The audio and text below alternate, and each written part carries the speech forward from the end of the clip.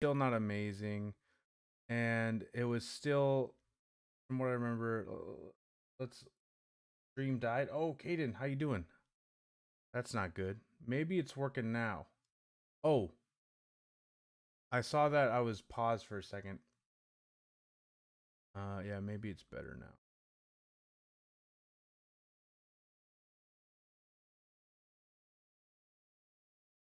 Okay. Let me check on. Yeah, that's so weird. Why did it do that? Huh. What?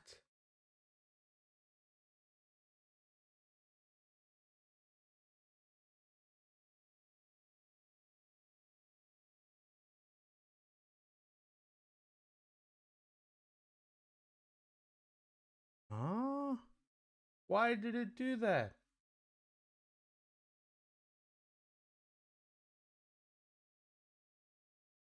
Dude, that's so weird. Uh, one thing that's dumb about YouTube is I can't just like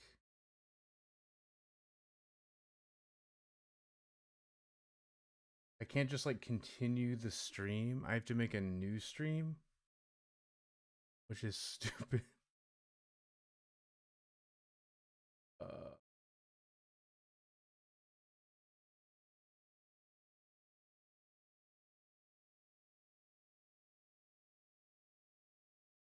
okay. I guess okay, I guess there's technically a new stream. You're working now? Okay, we're you're back on Twitch too. Sweet. Okay. I just need to update the thumbnail cuz the thumbnail changed. Um Yeah, the other video is 2 minutes and 23 seconds long. That's so lame. Okay, guys, we had some technical difficulties, but we should be back now. Yeah, I got the stream going now. Thank you, Caden, for letting me know on my other stream so we could make sure we got everything working. So yeah, hey guys, I'm going over the I'm actually going to go to YouTube Studio real quick and delete that other video so that it doesn't become like a whole thing where people are like, why is this video only 2 minutes long? Okay. So yeah, we're going over the Arcane subclasses, the update.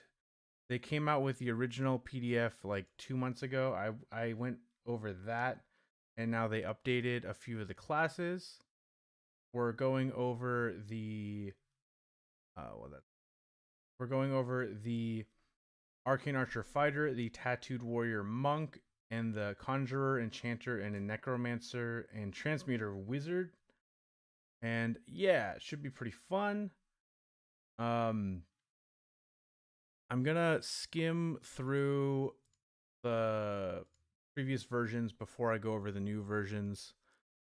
Basically, though, the new Arcane Archer that they released a couple months ago, they made it so that you don't have to use a bow specifically. It can work with any ranged weapon, which is cool.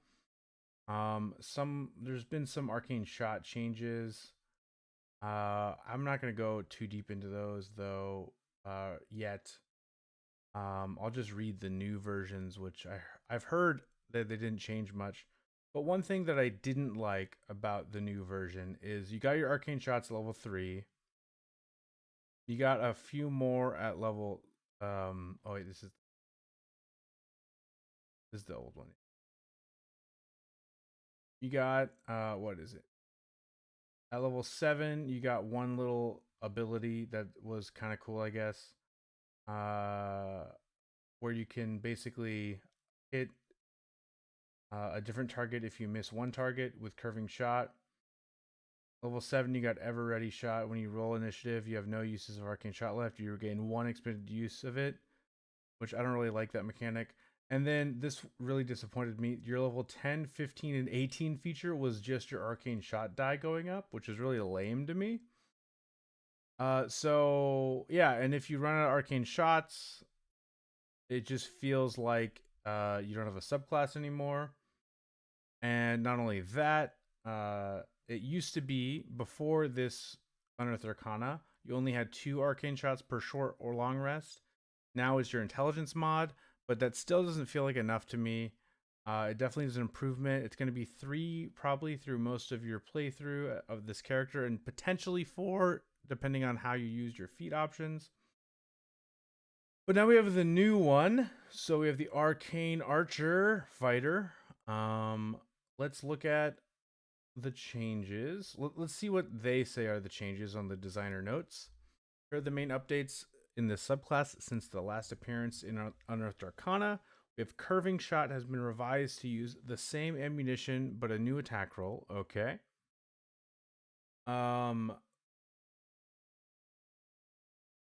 Yeah, because I think before how it worked is you would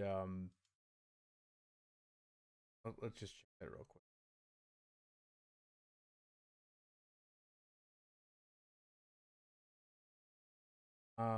If you make an attack roll with a weapon with the ammunition property and miss as a bonus action, immediately after the attack, you can make an extra attack with the same weapon against a different target that you can see within the weapon's long range. Okay.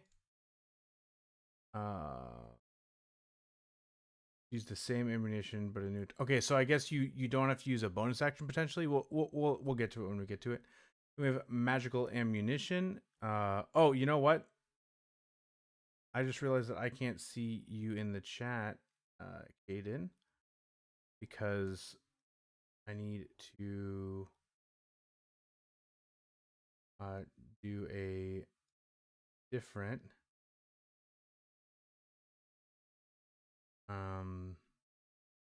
stream. Oh yeah, there we go. Yeah, previous release. You don't have to use 2 arrows. Ah, I see. That's what it is. Okay, now I can see you in the chat, Caden, so that's awesome. Then we got yeah, so we got magical ammunition is a new feature that grants magical effects to your ammunition that can be used outside of combat. That's really cool. It's an actual feature, unlike just your dice going up. We got Ever Ready Shot is now available at a later level, but always regains 1 expended arcane shot die. Okay. That's cool. Woot woot woot. Arcane Burst is a new feature that grants additional effect to Indomitable. I love that. And Masterful Shots has been redesigned and now allows you to reposition and attack. Okay. So let's go over it. So yeah, you learn Druidcraft and or Prestidigitation. Intelligence spellcasting ability is your spell casting ability for it. You gain proficiency in Arcana and Nature. If you already have you gain proficiencies in something else if you already have those. Arcane shot options. Okay. You learn additional arcane shot options, your choice when you reach fighter level 7, 10, 15, and 18. Using arcane shot once per turn. Okay, yes, you can use it once per turn. You can decide to use you can apply one of your arcane shot options to that attack. You decide use the option when you hit a creature and deal damage to it unless the option doesn't involve an attack roll. Sweet. You can use, yeah, it's still your wisdom modifier, minimum of once. And you still regain uses when you finish a short or long rest. Okay, and then we got arcane shot die. Arcane shot options refer to your arcane shot die. Your arcane shot die is a d6. You're at level 3. If your arcane shot option requires a saving throw, the DC equals 8 plus your intelligence modifier and proficiency bonus.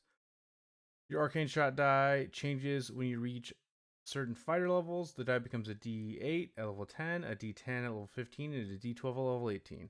So it is the scaling of the arcane shot die is built into the arcane shot feature level 3. Oh yeah, did I say wisdom? I meant intelligence. I bet.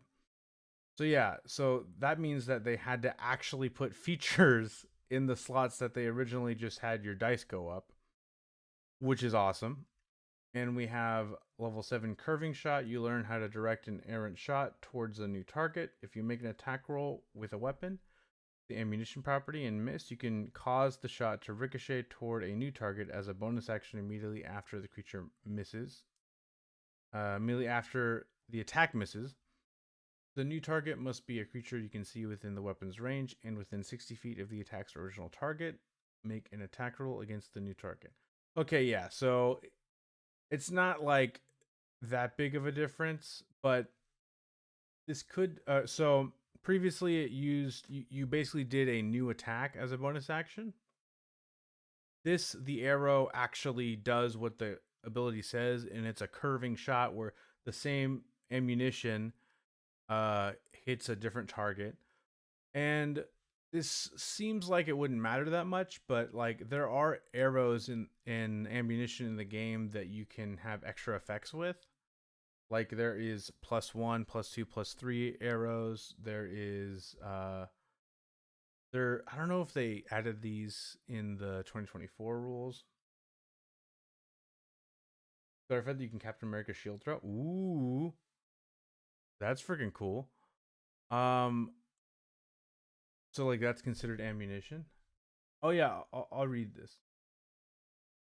It feels like the Arcane Archer only multiclasses well with the Scion Metamorph because of the way the weapon is worded. Weapon swapping rules and intelligence for attacking. Oh yeah, I bet that would be a really good multiclass for sure. At least the Scion we have so far in the playtest. And honestly, from what we know, yeah, I kind of am curious what book this would come out in. They would probably come out in different books, but you know, you can obviously use them. You can multiclass with both of them. But we also you have to remember too, though, we also have the I think the one of the artificers is gonna be able to have intelligence as their for their attacking with weapons. Yeah, but doesn't Blade Song have to be a melee weapon? I forget. I forgot how the playtest went. Once per turn, when you make a ranged attack using a weapon with the ammunition property, you can apply one of your arcane shots to the attack. Okay, where does it say that? Are you saying that you can use?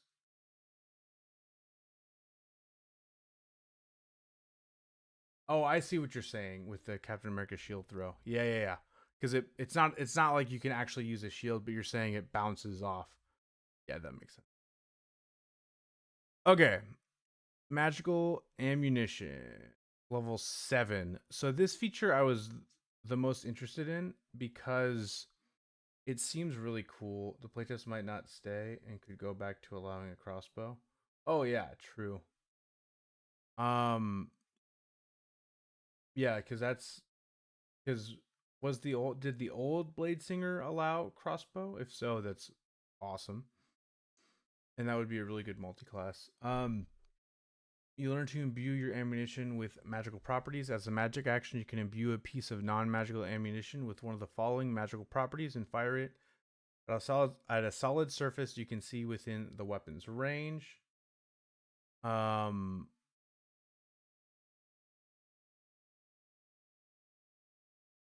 on a hit, the ammunition's effect activates and the ammunition attaches to the surface it hit for the duration of the effect. When the effect ends, the ammunition is destroyed. Okay. Oh, hand crossbow. Okay. Once you use this feature, you can't do so again until you finish a short or long rest. You can also restore your use of this feature by expending use of your second wind. Okay. So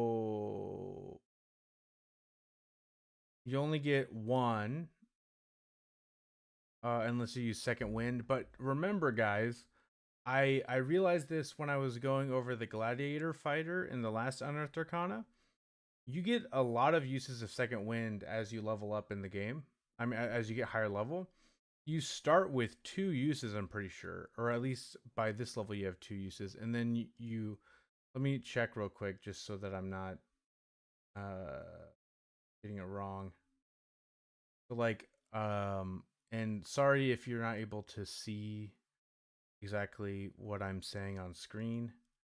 I have the view cropped so you can why is my internet so bad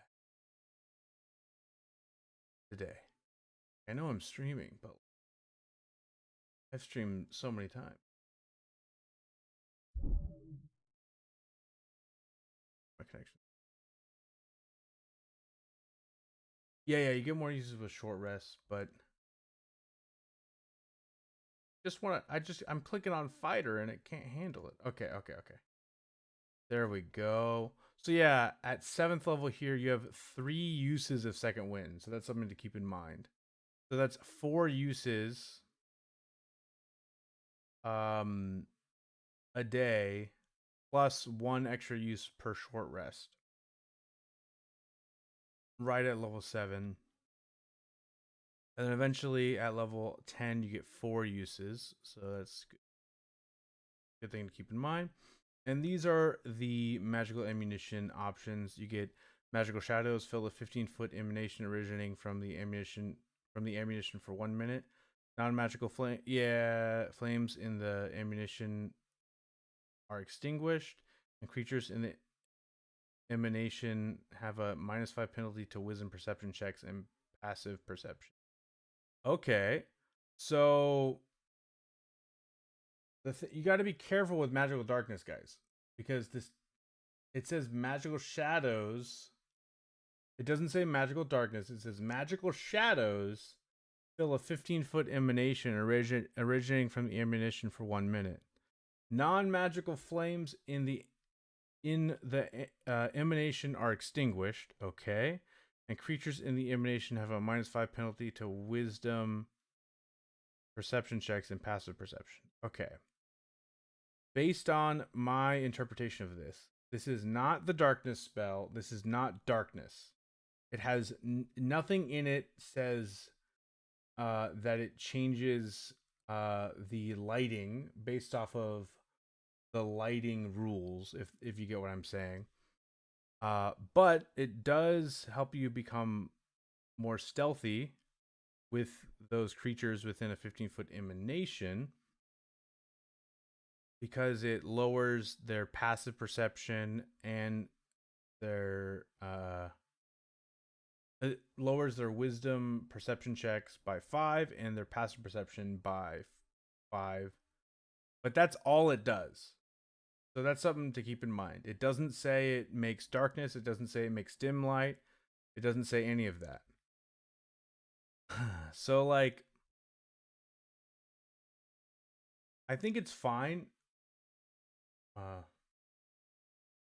The upside is that this can't be dispelled. That's true. And I feel like it's kind of like a half pass without, like it's like half pass without trace but targeted on the enemies, because it's basically a +5 to your stealth against targets within the 15-foot emanation.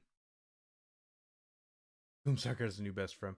Well, you would think the Gloomsucker is a new best friend, but it doesn't create darkness. It doesn't say that it creates darkness.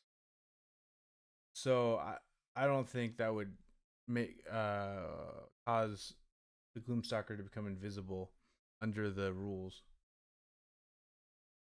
Yeah, this version also won't screw over your party members. That's true.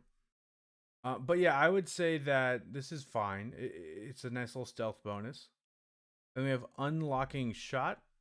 A burst of magic fills a 15-foot emanation originating from the ammunition.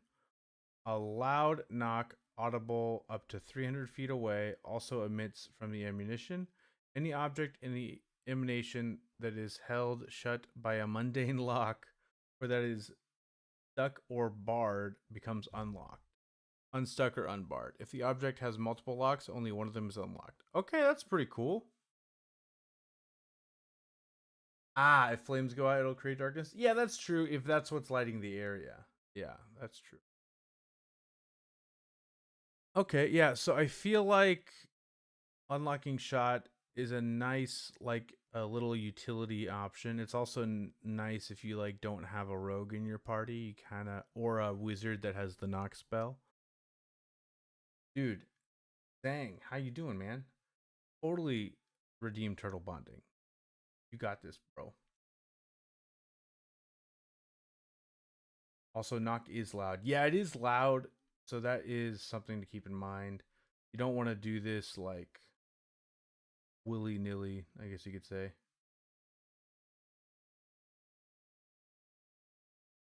You want to be careful about where you do it. So it's not as stealthy as like a rogue unlocking stuff. If you have a rogue that can unlock the lock, you probably want to do that in most situations. And then, but yeah, how you doing, Zhang? I'm going over my D&D stuff, so sorry if you don't know what I'm talking about. I skipped for a second there. Oh, hopefully the stream is okay. Interestingly enough, my vertical live is like doing great. Okay.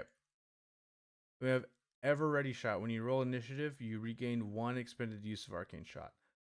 Finally! I love that. That is way better than the previous version. I hate it when resources are only gained back when you are out of all your resources. So this is way better.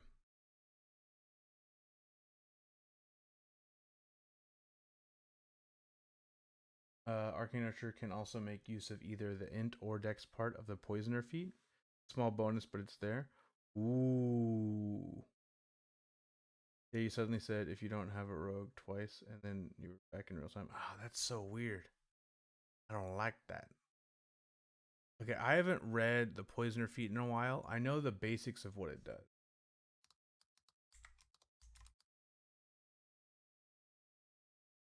Oh, I don't know if you guys can see that. Someone typed in poisoner feat. Like a previous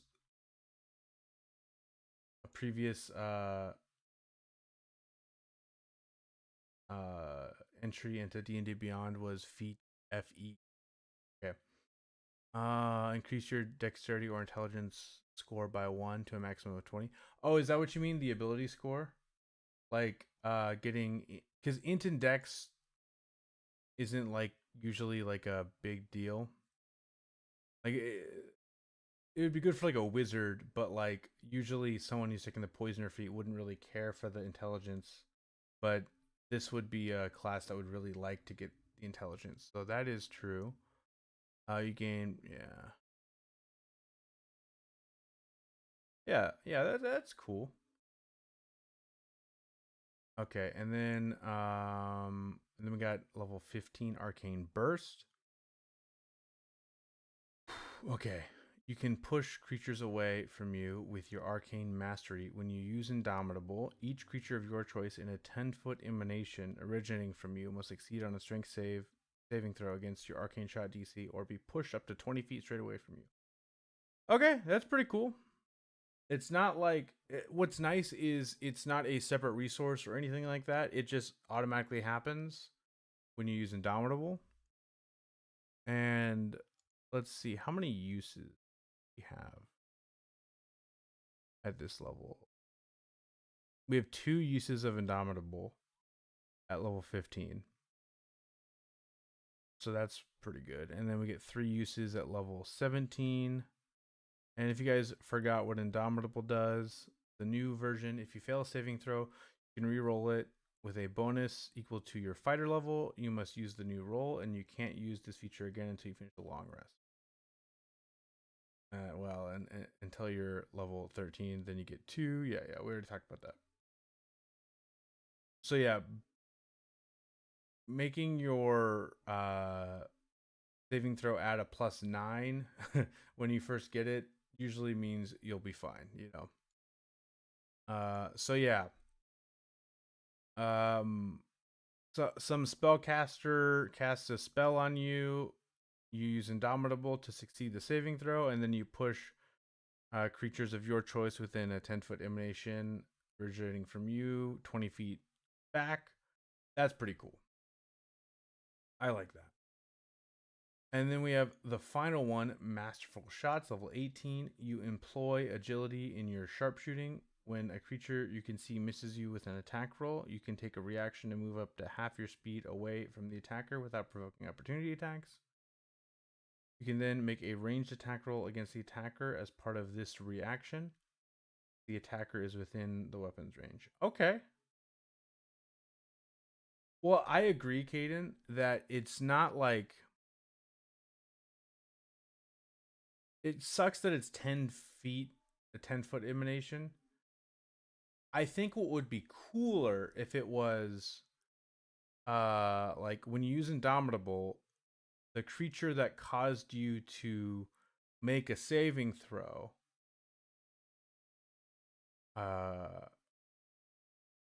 is pushed 20 feet straight away from you. That would be kind of cool. But like I think they're thinking of like, you know, you're going to be ranged, so usually you're going to be in the back. I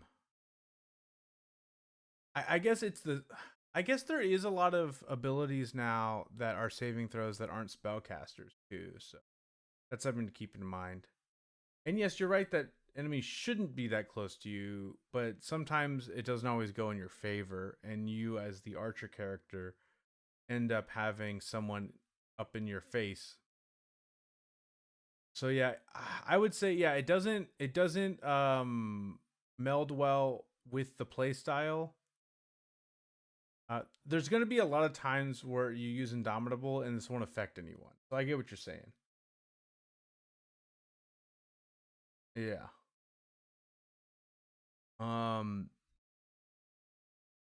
So yeah, that's interesting. And then Masterful Shots. This one I like though. Basically, you get to... if someone gets too close to you, and does an attack roll against you, you can use your reaction to move half your speed away from them without provoking opportunity attacks, and then you can make a reaction attack as well as part of that reaction. I really like level 18, that level 18 ability, but honestly, it's kind of lackluster for level 8. And what I mean by that is I feel like that could be your level 10 ability and it would feel just as good. Like it's not like it doesn't feel like a capstone necessarily to me. It doesn't feel, it's not like, ooh, wow, that's a really cool ability. It feels more like, oh yeah, that's nice, I guess, you know.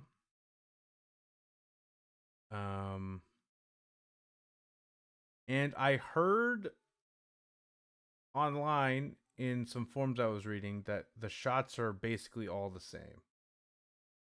Yeah, this should be your 15th level feature. Yeah, I agree. I feel like Arcane Burst isn't like... I think if Arcane Burst didn't exist and this was your level 15 feature and there was a completely different level 18 feature, that would be fine. Yeah.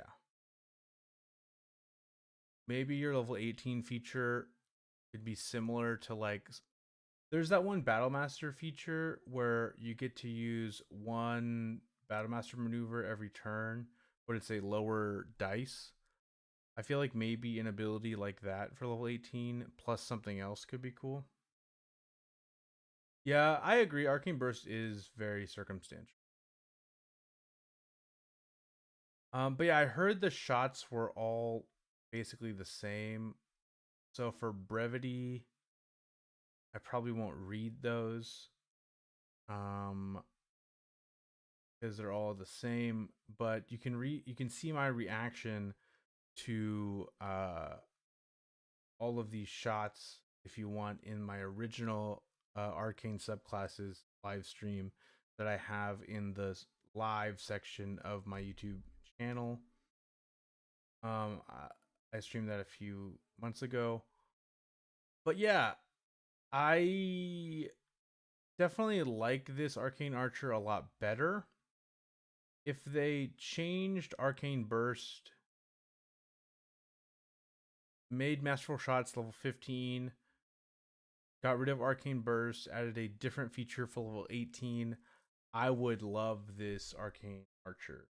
And I would be very happy with it.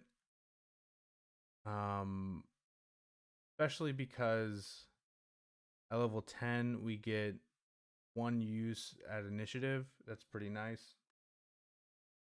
Oh, grasping shot is different and better now. Okay, I'll read grasping shot then. Where is it? Let me read the old version real quick just to know. Your ammunition creates clutching brambles around your target. The creature you hit takes additional slashing damage equal to one roll of your arcane shot die. And must succeed on a strength save, throw, or have the restraint condition until the start of your next turn. Target or a creature within reach of it take an attack. Can take an action to make a strength athletics check against your arcane shot DC, removing the brambles and ending the restraint condition on the target on a successful check. Okay. But then we have the new one. Your ammunition creates clutching brambles around your target. The creature you hit takes additional slashing damage equal to one roll of your arcane shot die. It must succeed on a strength saving throw or have the restraint condition for 1 minute. Oh, until you use this option again. The target or a creature within reach of it can take an attack. Can take an action to make it. Yeah, it was weird that the old version gave the target the ability to escape, but it ended at the beginning of your next turn. If the creature was knowledgeable of that, they would never use their action for that, in my opinion. Um, so yeah, having this be lasting up to a minute is really good. And as we've talked about, none of these are concentration because they're not spells. They can't be dispelled. They can't be counterspelled. And the restrain condition, I say this all the time in my videos, the restrain condition is very underrated. They have disadvantage on all their attack rolls. You have advantage on all your attack rolls against the restrained target, and they have disadvantage on all dexterity saving throws. So keep that in mind. And are there any yeah, there's like piercing shot.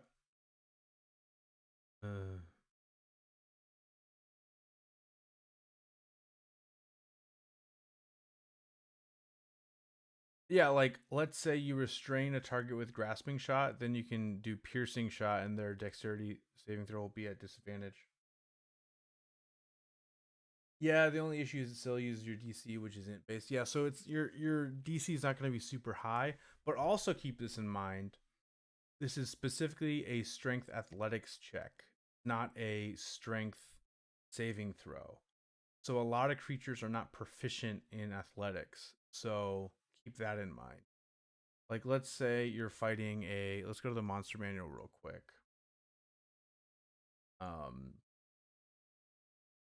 I'm going to go for also there's no size restriction, right?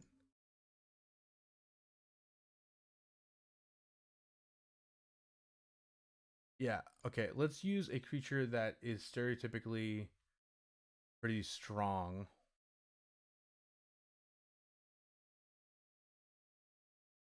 Well, yeah. Yeah. Okay. You're right. The initial saving throw is still a saving throw, but I guess I was talking more about the spell save. The escape DC. The escape DC is still okay. Like an ogre. They aren't proficient in athletics, so it's just a +4 mod. Um,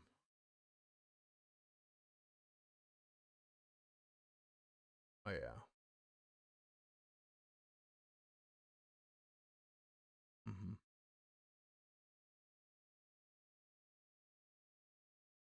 Yeah, but yeah.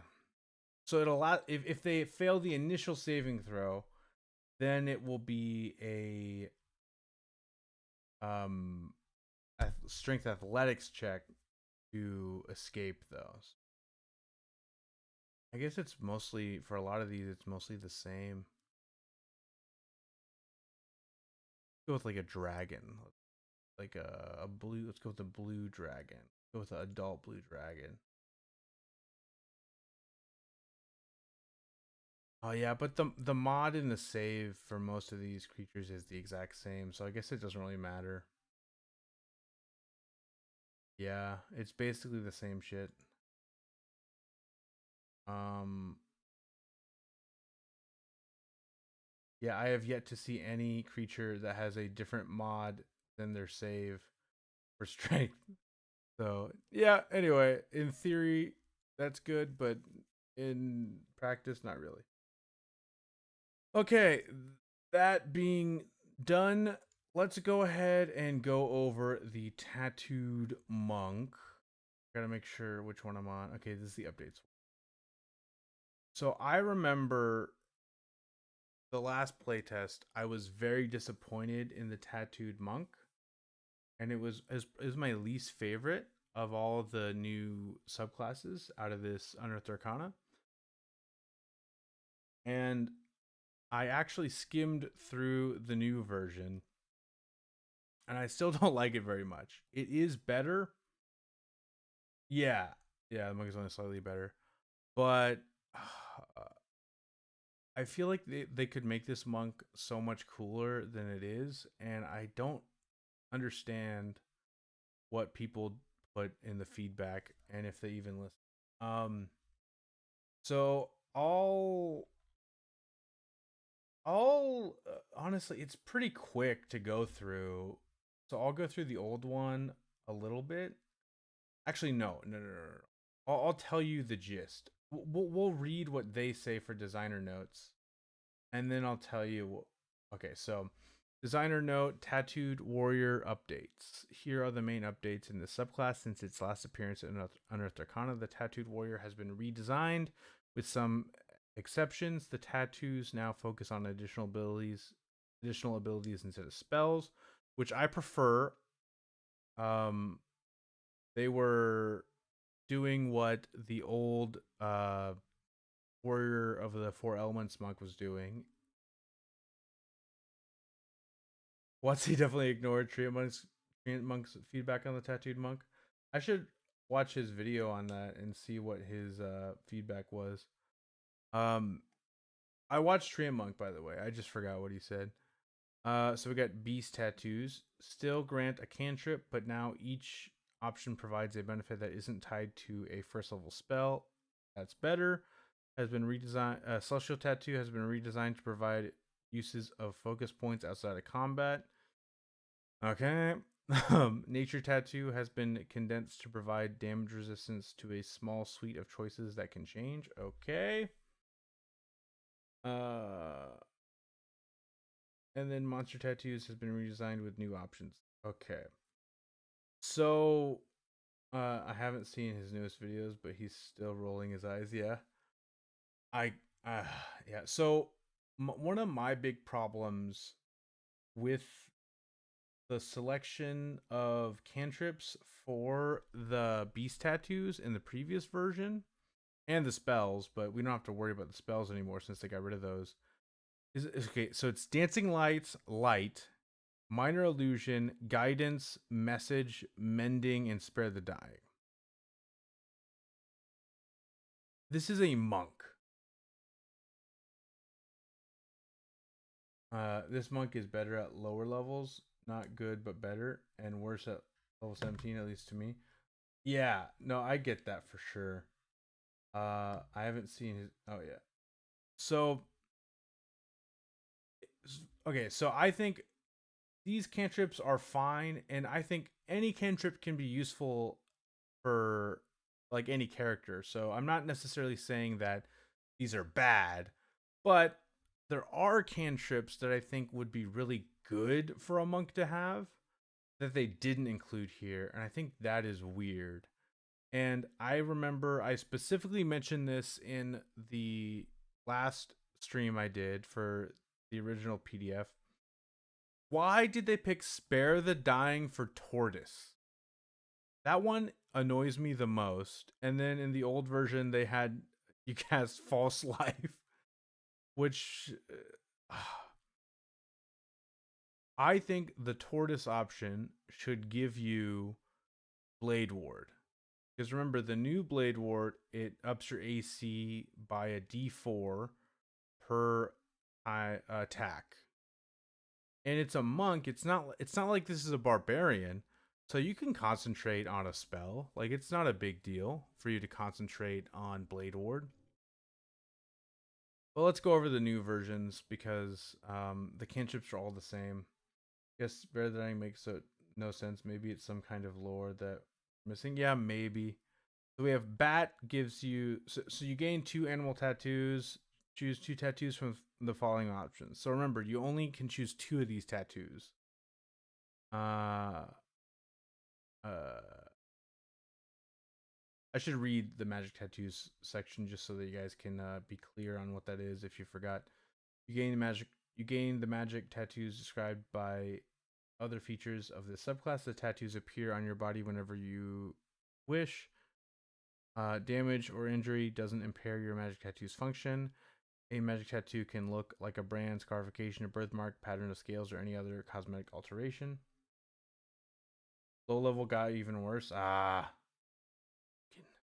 Welcome, Awoken. Welcome. Tattoo's effect requires a saving throw. The DC equals 8 plus your wisdom modifier plus your proficiency bonus. Your spellcasting ability for these spells granted by the tattoo is wisdom. Whenever you finish a long rest, you can reshape one of your magic tattoos. Okay, so you can change them out for a long rest, so that's good to keep in mind. Changing the option you choose from one list to another option on the same list. Okay, yeah. So yeah, we have Bat. You get dancing lights and blind sight out to a range of 10 feet. That's fine. That's how it used to be, but it used to cost a focus point. Oh, so you just have blind sight. When you use one focus point, you can spend page. So that's something to keep in mind. That's one tattoo out of all of your tattoos at high level. Yeah, that's bet. But yeah, you just have blind sight out to range of 10 feet. That's not bad. That's pretty good, especially for a monk, because you want to be in close range. We got Butterfly, the light cantrip.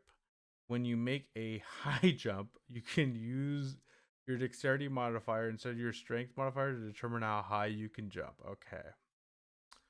And before it was you get silent image. What about butterflies? I guess because they can fly. The funniest one is horse when compared to the previous version. Okay, I'm excited. I'm excited. We'll do Crane first. We'll do it in order, but I'm excited for that. Okay, Crane. The guidance cantrip. When you miss a creature with an attack granted by your flurry of blows, you can have advantage on your next attack roll against that creature before the end of your next turn. Okay. Yeah. So yeah, that's what I said. So yeah, the bat gives you blind sight out to 10 feet, which is really nice. I actually like that one. The old Crane was, the guidance cantrip when you miss. So Crane is the same. Horse, the message cantrip? When you expend one focus point to use Step of the Wind, your speed increases by 10 feet until the start of your next turn.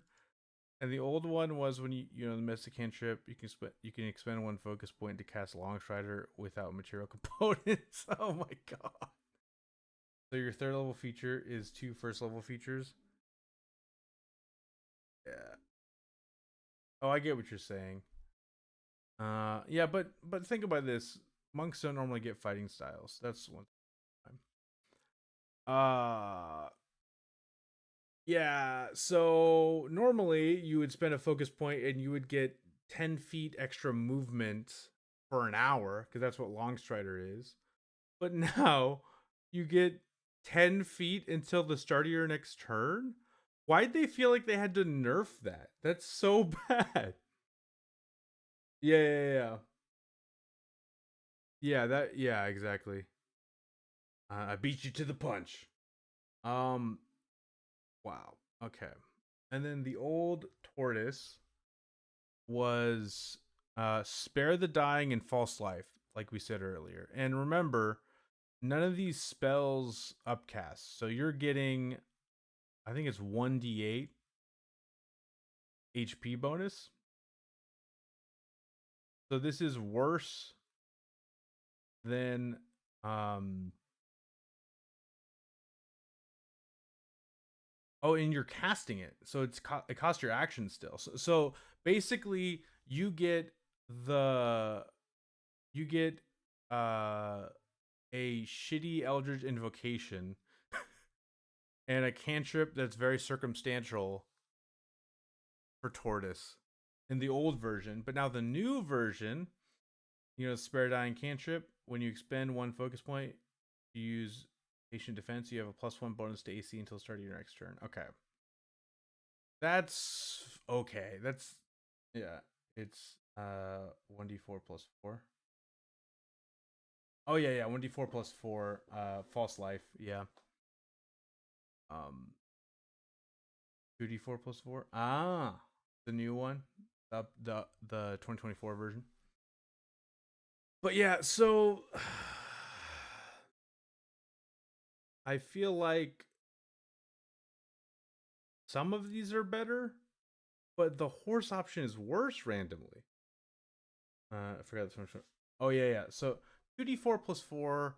I feel like remember you can change these out at a long rest. So I feel like, but again, we ignore false life now because that's not a thing anymore. That's the old version. Um, I feel like I would pick Bat, and like if I play this character, I'd pick Bat, and I'd pick Rain, and I would think to maybe pick up Tortoise, but probably not. Yeah. Oh yeah, yeah, yeah. But yeah, but like I know you can change one, but like that's still nice. That's important to keep in mind though. Not you can't change them all out, just one. Yeah, I guess that is important. That does kind of. There are no choices basically. Yeah, exactly. I very much agree. Awoken. Yeah, that sucks.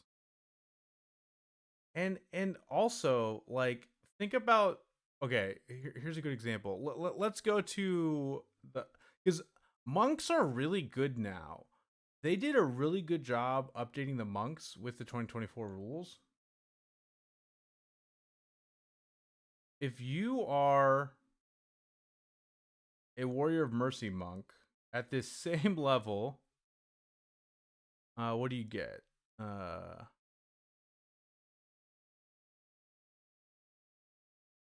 You get an extra roll of your martial arts die in necrotic damage for a use of a focus point.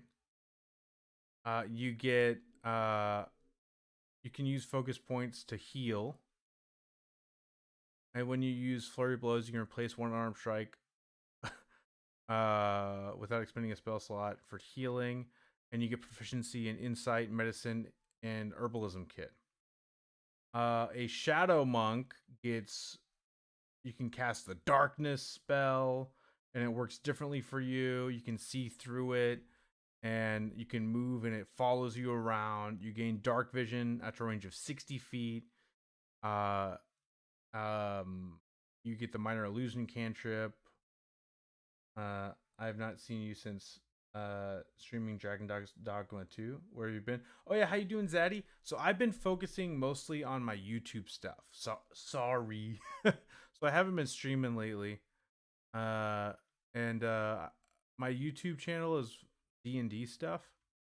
So yeah, I mostly just am on here for D&D stuff. But yeah, I miss streaming though, to be honest.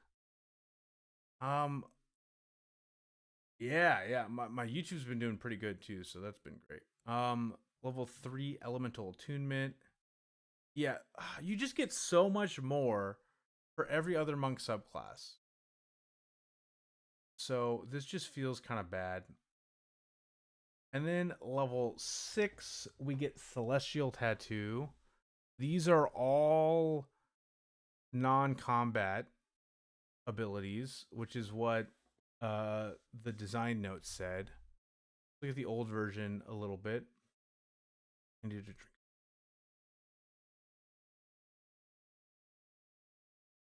Oh yeah, the Celestial Tattoos were the ones where you got to cast second level spells for two focus points, and they used Find Traps as one of the options, which is crazy. PHB monk subclasses are good, but the moment they released the book, they went back to bad monk subclasses. Yeah, uh, it's crazy. Yeah. So yeah, they insulted us by being like, you can use 2 focus points to cast the worst spell in the game. 2 focus points to cast Misty Step. And yeah. And then invisibility.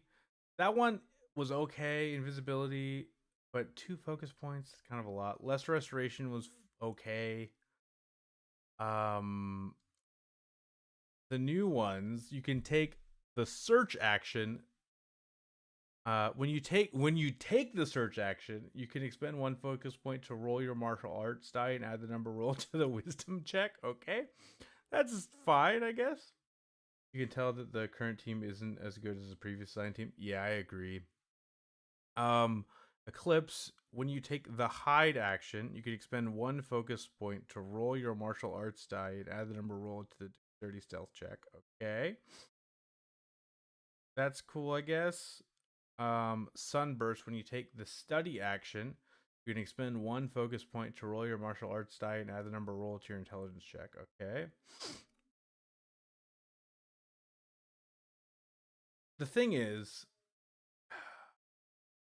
you're you're level 6 and you haven't gotten any like more combat abilities. That's kind of crazy. Yeah. Yeah, I'm definitely curious what kind of feedback they got and decided to go with. Yeah, cuz like I'm glad they got rid of the spells, but this comet ability, like these are technically better. Well, they're not even all better, because the old version, you at least got the ability to cast invisibility and Misty Step. This, you just get bonuses to uh stealth checks. Like, I don't know. It's just not very good. Yeah, and they made the focus point cost less at least, but yeah, like I don't know. It's kind of ridiculous.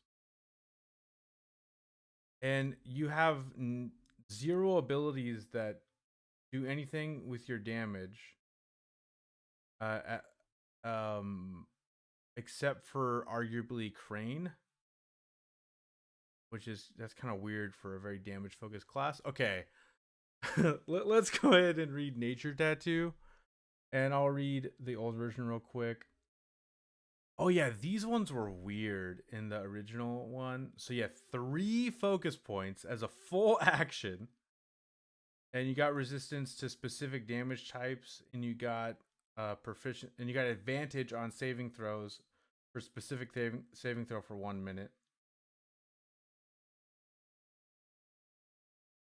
It's less, but it's every time. At least spells last for a while. Yeah, 17 is the only level in the subclass that I actually want to play, but until that point, it's so sad. Yeah, I haven't gotten to it yet, but I 100% believe you.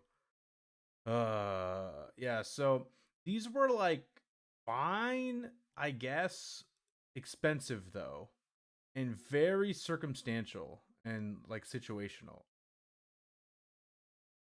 Uh, yeah, I think Wave was pretty good, getting advantage on Wisdom saving throws for 1 minute, and you probably have a high Wisdom because you're a monk. Wisdom saving throws is pretty common, but again, 3 focus points. You're level 11, so you're using like a pretty good percentage of your focus points. Um, Okay, let's see what how they changed it. Okay, you gain additional magic okay, we got Sea Storm. You gain resistance to one of the following damage types, your choice: cold, lightning, or thunder. Whenever you finish a short or long rest, you can your uncanny metabolism feature. You can change this choice. Okay, that is at least it doesn't cost anything, and you just have it always on. Build version was worse and more limited version of absorb elements. Yeah. Uh, so it seems like they're all the same, but they're different damage types. Wait, is it only those two, Volcano and Sea Storm? Okay, so it's only those two, but you get cold, lightning, thunder, acid, fire, or poison. Those are pretty common damage types, especially the acid, fire, or poison. I would definitely go with Volcano, and I would only go with Sea Storm if I knew I was gonna like be fighting a storm giant or like a blue dragon or something or a white dragon, like very specific encounters. Thing is a few levels later you get proficiency in all saves and you can re-roll them with one focus point. Oh yeah, I forgot about that. Because yeah, monks get that at high levels. So at least I would say that this is better, at least. But all the way at level 11, I don't know. It's just okay. Uh, Okay, let's go to level 17. This is apparently the best. The old version I remember being like kind of cool, but not like that cool. Yeah, because the old version, it's like Beholder, you get fly speed of 10 feet and can hover. And you can use 3 focus points to cast Counterspell. Uh, you can cast Blink, which Blink is a cool spell. Then Deplacer cast Mirror Image, which Mirror Image is a good spell. Guardian Naga, when you reduce a degree, so that right, your hit points. Okay, that one was a little different. Didn't use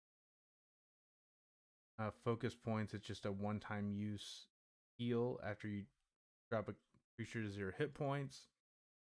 Let's read the new ones. Okay, Beholder. At the start of your turn, you can expend 1 focus point to gain a fly speed equal to your speed for 10 minutes.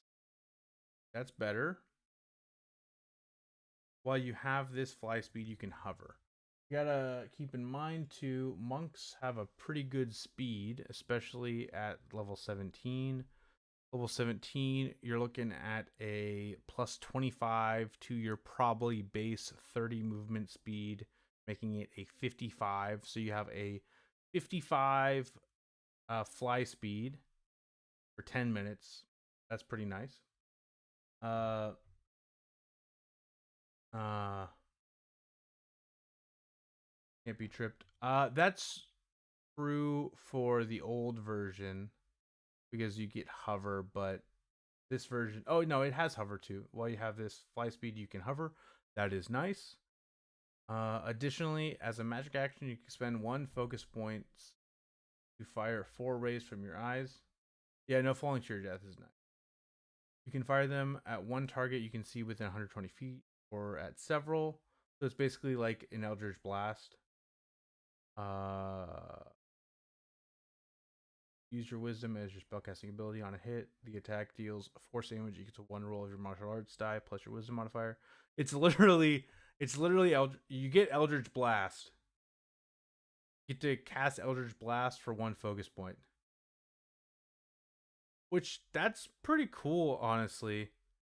But it feels kind of like out of place, kind of. I don't know. I get why, because it's a beholder tattoo, but I don't know. Uh, with flurry of blows, you can attack like 7 times. That is true. Yeah, you could do 4 blasts, and oh, your martial arts die too is a D12, so it's a better Eldritch Blast. Um, and then you could flurry of blows and do. I think you get 3 attacks with flurry of blows at this level. That is pretty cool. Um, yeah, I like Beholder. I think I would definitely take that one, unless the other ones are cooler. Okay. We get Chromatic Dragon. Oh yeah, they don't even have that one for the old one. Okay. When you take the attack action on your turn, you can expend 1 focus point to replace one of your attacks with an exhalation of magical energy in a 30-foot cone. Choose a damage type: acid, cold, fire, lightning, or poison. Each creature in that area makes a dexterity saving throw. On a failed save, a creature takes damage of the chosen type equal to 2 rolls of your martial arts die plus your wisdom modifier. Okay. That's like 2d12 plus your wisdom modifier. And they take half damage on a save. Okay, so you get like a cone. You get a breath weapon, basically. The beholder in the old version had a permanent hover speed, and you could, under some interpretations with how it was worded, add your additional monk movement to that hover speed.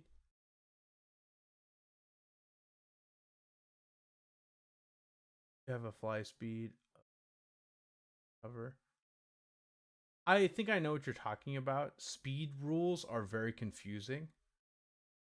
And so I think I know what you're talking about. But yeah, it's definitely not how most people would interpret it, I think.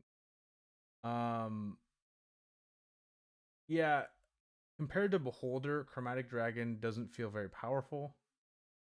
So yeah. I forgot about the Dragon Monk too. Man, I need to look back on that one and hopefully they update that one. Then we got Displacer Beast. You can expend a focus point to use Flurry of Blows or Step of the Step of the Wind. You could expend 1 focus point to cast Mirror Image spell. Okay, so this is the one ability that still is a spell, but Mirror Image is a really good spell, especially for a monk. I like this a lot. Depending on my play style that I chose to play as, I would be tempted to use this one. Yeah, Chromatic Dragon should at least be equal to the Dragon's Breath spell, especially because you're level 17.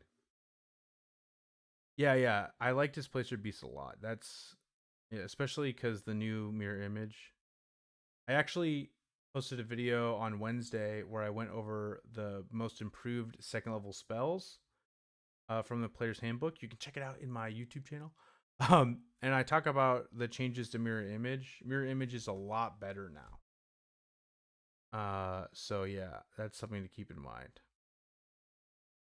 I wish you got 2 tattoos at this level. Yeah, you're also level 17. Like, come on. And then we got Troll. At the start of each of your turns, you can regain hit points equal to 5 plus your wisdom modifier. If you are bloodied and have at least 1 hit point, any severed body part regrows after you finish a short or long rest. Okay. That's pretty low. Especially level 17. And it relies on you being bloodied. Ugh, yeah, I don't like that.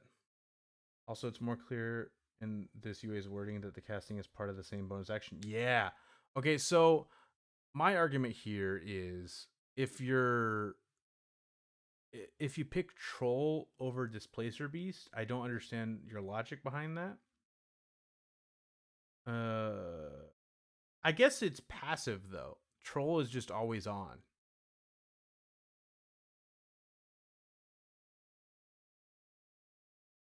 And if you get out of combat, you can just heal up. Because it's at the start of each of your turns, you regain 5 hit points. Plus your wisdom modifier. That's something to keep in mind. Out of combat, let's say combat ends and you are at like 5 HP, then like a few minutes pass and you're full HP. Yeah. Troll is meh, similar to the champion fighter feature, but that's even better. But even that's better. I think I know what you're referring to, but the implications of out of combat healing, I feel like is kind of nice. But again, like you can short rest. You might have a cleric in your party that can heal you. It's not that good still, especially in combat. I would definitely pick If I wanted a defensive option, I would pick Displacer Beast, especially because you can keep casting Mirror Image because you're gonna be wanting to use Flurry of Blows or Step of the Wind anyway. And if your mirror image, like you could even do this, you could even like, let's say you cast mirror image and one of your duplicates disappears, you could just do Flurry of Blows your next turn and you just get 3 duplicates again. Control would be fine at 6th level. Yeah, I feel like it could be. Yeah.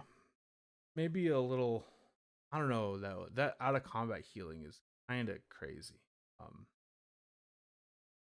Yeah, I would probably pick Beholder, and then my second choice would be Displacement if I wanted to play more defensively. So yeah, I would say that I agree with a lot of your guys' synopsis of it. It's not that great until level 17. One focus point for mirror image, even at level 17, is great, especially because it just happens when you use Flurry of Blows or Step of the Wind, because you're gonna be doing that anyway. So it's just like, that's great synergy. You can basically almost always have it up. Like, oh man. Again, that doesn't protect you from AoE effects, like, but still. Okay, guys, let's go to the wizards. Before we go to the wizards, though, I want to show you guys something. I was thinking about this. I again remember I skimmed this, so okay. If you guys watch other D&D YouTubers, which I'm sure you do, D4 Deep Dive went over the original Arcane subclasses with Treant Monk. When it came out a few months ago, I think. Yes. And I commented on his video, and I have the highest, I think I'm like the second highest upvotes on this video. Can you guys see? No, I'll do this. I'm going to put play capture over, and then I'll make this. If you guys are on mobile, if you guys are watching my live on mobile, on not on mobile, on sorry, one moment. If you're watching my live on Shorts feed, you won't be able to see, but I'll just read it out loud. So I commented 2 months ago on this video of Treant Monk and Colby from D&D D4 D&D Deep Dive going over the Conjurer and Enchanter wizards, and I said Conjurer needs a non-concentration summon. It also needs the same amount of summoner abilities as teleport abilities. This is just a subpar summoner that mainly teleports. In my opinion, Conjurer should be the best summoner. And I got almost 200 upvotes. And I feel like a lot of people agreed with me, and it seems like they took my not my advice, but they took people's advice. Because I didn't like that they made the new Conjurer basically a teleporter, because that's only half of what Conjuration magic is. Monks are deflecting so much now in 2024. How often will you be bloodied? Yeah, Kevin video on Twitch. Yeah, because deflect attacks, especially when you're at really high level, you can do it every turn as a reaction, and it takes it's your dexterity mod plus your martial arts die plus your monk level. Isn't it like something crazy like that? Like it's the reduction equals 1d10 plus your dexterity modifier and monk level. So at level 17, it's like 1d10 plus 5 plus 17. Like you're very right, Kevin. Yeah. But anyway, Conjurer Wizard. Step across space and call creatures from thin air. Cool. Designer note. Here are the main updates in this class since appearance in Unearthed Arcana. Benign Transposition is now a bonus action and can be used more often. Durable Summons now gives the summoned creature resistance to multiple damage types while it has temporary hit points. And Splintered Summons is a new feature that allows you to summon a second creature when you cast one of the summoning spells listed. So they didn't do my recommendation of giving them a non-concentration summon, but that is okay because Splintered Summon sounds freaking awesome and I am all for it. Well, let's get into it. Okay, so and let's look at the old version to compare it. So Benign Transposition as a magic. The old version was as a magic action. You can teleport up to 30 feet. Oh shit! I need to get rid of display capture, by the way.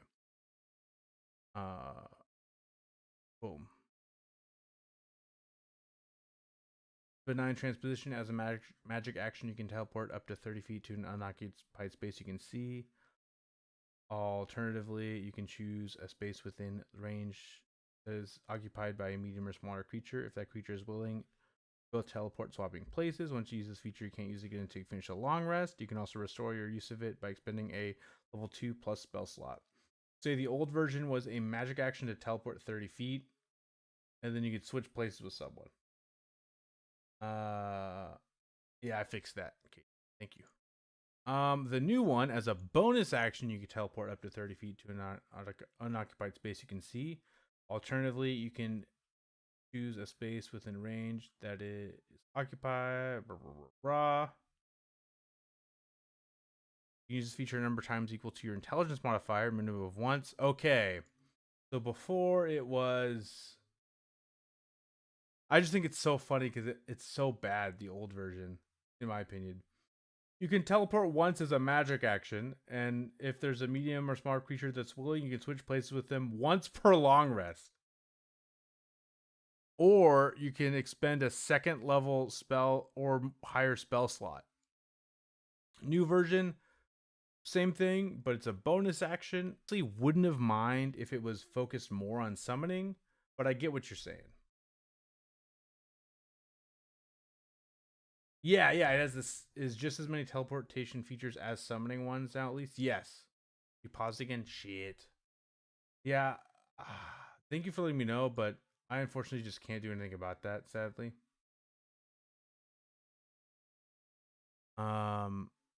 It just kind of is what it is. You're back? Okay. Thank you. Oh, refresh and it fixed it. Good. Okay, so Conjuration Savant, the old one. Oh yeah, that's just like the Savant feature that every wizard subclass gets. We know how that works. You get conjuration spells for free as you level up. Okay. And now we have distant transposition. The old one was the range of your benign transposition feature increases to 60 feet. Additionally, you regain your expended use when you finish for a long rest. The new one is the same. Okay, exactly the same. The old durable summons was when you cast a conjuration spell, the summon or creature.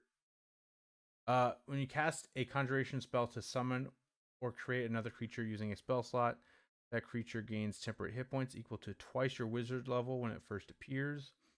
The new version is when you cast a conjuration spell to summon a creature or to summon or create a creature using a spell slot, that creature gains temporary hit points equal to twice your wizard level when it first appears.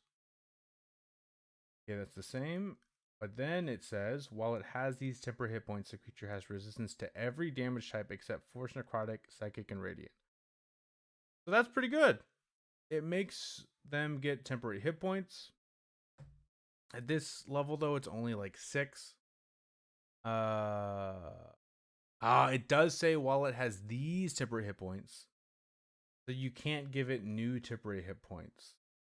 So it's only when it has that 12 temporary hit points, and it scales, with your level, that it has resistance to every damage type except force, necrotic, psychic, and yeah. So it's. I feel like this could be better. I feel like this could be better still. It's definitely like decent, but yeah. Why not make it more temporary hit points? This used to be a level 14 feature. Yeah, that's crazy that it used to be a level 14 feature, honestly. But yeah, for level 6, 12 is pretty good, honestly. But I don't know. And then level 10 is the same. You taking damage can't break your concentration and conjuration spells. I feel like that's pretty good. But then level 14, it used to be like you're the teleport guy, remember? You can also use benign transposition as a reaction when a creature you see makes an attack roll against you. Yeah, they were just the teleporting class with slightly beefier summons. Now they're the teleporting class with slightly beefier summons. And then at level 14, you actually become a summoner. When you cast Summon Aberration, Summon Construct, Summon Dragon, Summon Elemental, or Summon Fae using a spell slot, you can modify the spell to summon 2 creatures with the spell instead of 1. Each creature of the same kind uses the stat block and rules denoted by the spell and manifests in a different unoccupied space of your choice within the spell's range, so the summoned creature's hit points are halved. What? I didn't read that part. Oh, when I skimmed through this. That's fair, though. If you lose concentration on the spell, both creatures disappear. Once you use this feature to modify a spell in this way, you must finish a long rest before you can do so again. You can also restore your use of it by expending a level 5 plus spell. You're level 14. I do like this feature.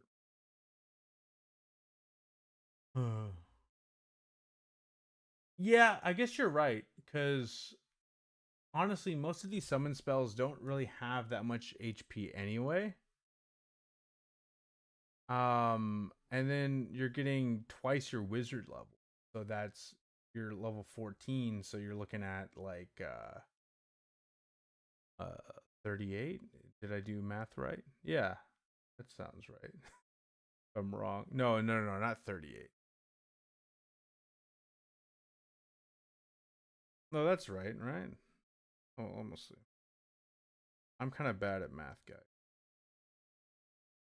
I wish focus concentration gave you advantage on concentration spells.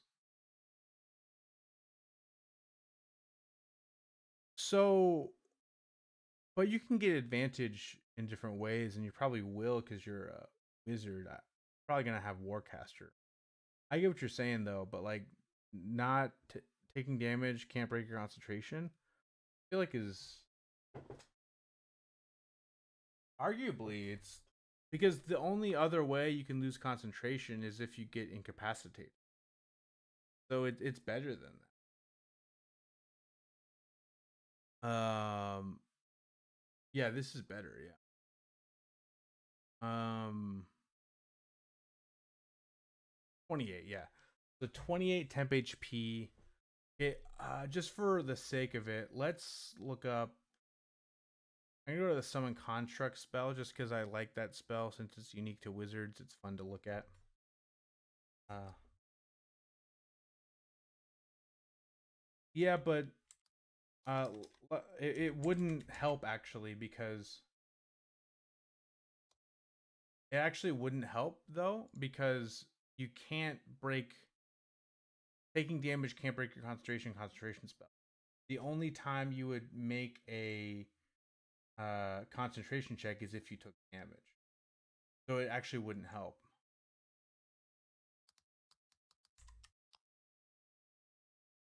Okay, so you're casting Summon Construct. You're level 14. So level 14, I think you have 7th level spells. Yeah. So let's say you're casting this at 7th level.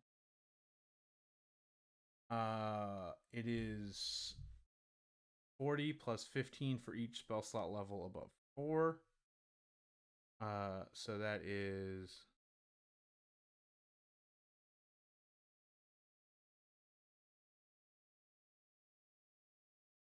so 85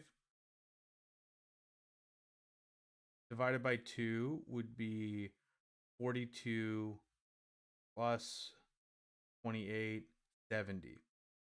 So yeah, it's still a little bit less than the normal HP, but you get 2 of them, you know? So like 2 summon contra. Oh my, that would be crazy. Yeah, I feel like that'd be really good. The spirit makes the number of slam attacks equal to half the spell's level, runs it down. So you're doing 3 attacks, but you're doing 6 because there's 2 of them. Oh, Sleet Storm specifically makes you make Yeah, that's pretty situational. And the thing too is very few creatures have actual spells now in the monster manual, but I get what you're saying.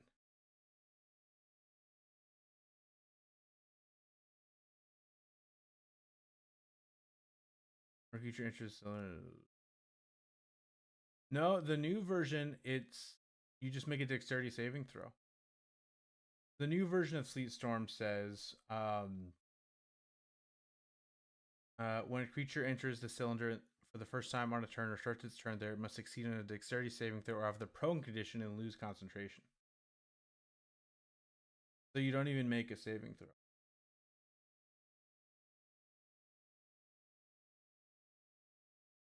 You make a saving throw, but it's a dexterity. It's not a con.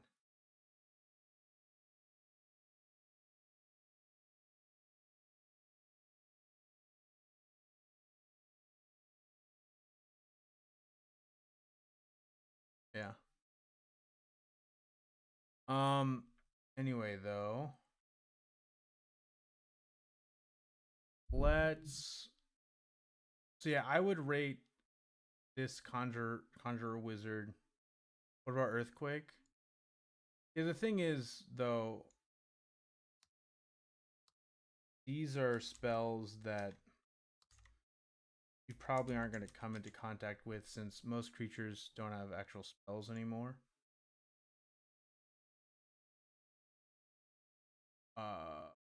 Each creature on the ground in the area must make a dexterity saving throw. On a failed save, a creature has a broken condition and concentration is broken. So it's the same as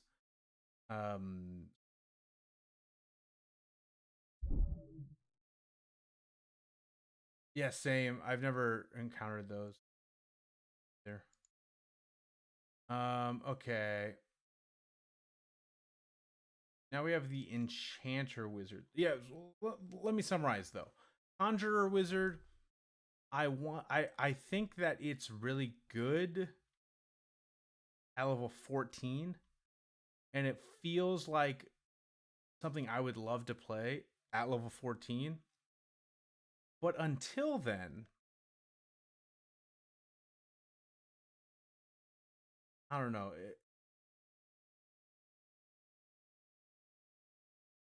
Yeah, I agree, Awoken. I feel like I personally, because I love the thematics of a summoner, I wish durable summons was better, even though it actually is pretty good, honestly. I just I just wanna have a summoner class, you know?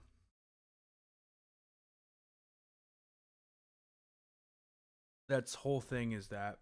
And that's not what the conjurer is, but yeah, it's pretty good. I kind of I mentioned this in my last playtest review, but I kind of have a problem with wizards where I feel like wizards aren't actually I feel like wizards are a bit overrated. Because wizards are just a guy who casts spells, and then their subclasses give them some stuff that changes how spellcasting works a bit. And I just feel like sorcerers, especially the new sorcerer, is just kind of better. But that's just me. Anyway, Let's go to Enchanter. I remember the Enchanter, the old one being. Oh yeah, this is definitely better than the 2014 version. I'm glad that Pathfinder has the Summoner class. Yeah, no, that one's good. These I feel like these are all better than the old Wizard subclasses for sure. Okay, Enchanter. Yeah, so the one from the last UA, it felt kind of weird. You got like uh deception, intimidation, or persuasion proficiency, and you are able to gain a bonus when you make an ability check with one of the chosen skills. You get to add your intelligence mod. Is that all you got at level 3? Oh no, you also got hypnotic presence, your charming words, and enchanting gaze. And enthrall another creature as a magic action. Choose one creature you can see within 10 feet of yourself. If the target can see or hear you, must succeed a wisdom saving throw. Against your spell save DC, or have the charm condition for 1 minute until the concentration ends. The target is, or until the target is, ah, sorry, or have the charm condition for 1 minute or until your concentration ends. The target is more than 10 feet away from you. The target can neither see nor hear you, or the target takes damage. That's a lot of stipulations. While charmed in this way, the target has the incapacitated condition and has a speed of 0. Once you use this feature, you can't use it again until you finish the long rest. Okay, a lot of stipulations. What's the new one like? Okay, let's read the design notes. Sorry, I'm all over the place today. Okay. Enchanter updates. Enchantment Savant now gives you free enchantment spells to add to your spell book. Oh, sorry. This is the 2014 version.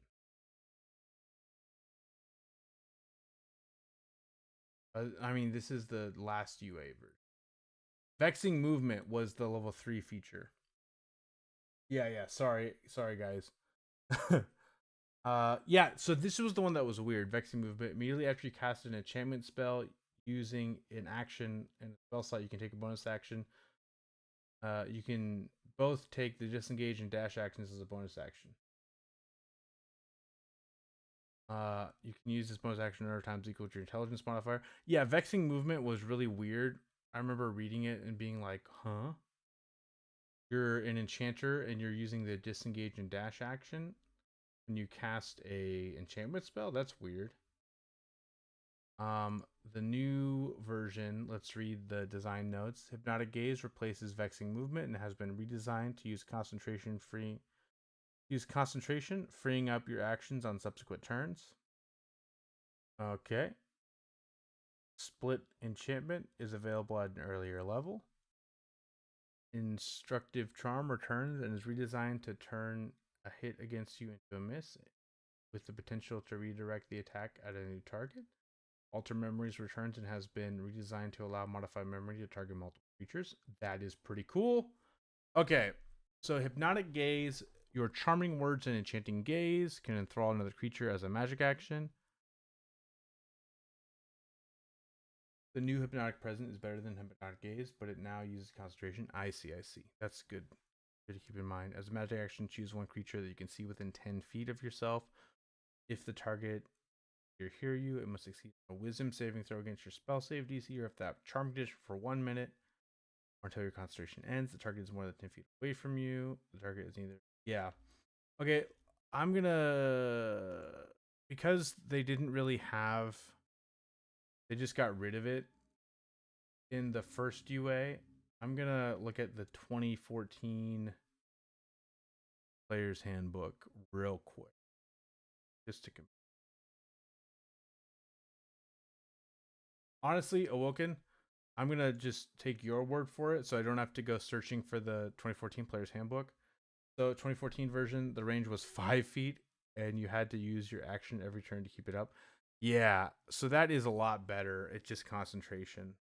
Yeah, that frees because it's honestly a really good debilitating ability. Uh, Target, it has the incapacity condition as a speed of 0, so now you can just incapacitate them as long as you can't move away from them. But yeah, and then you can do other shit on your other turns. That's freaking sweet.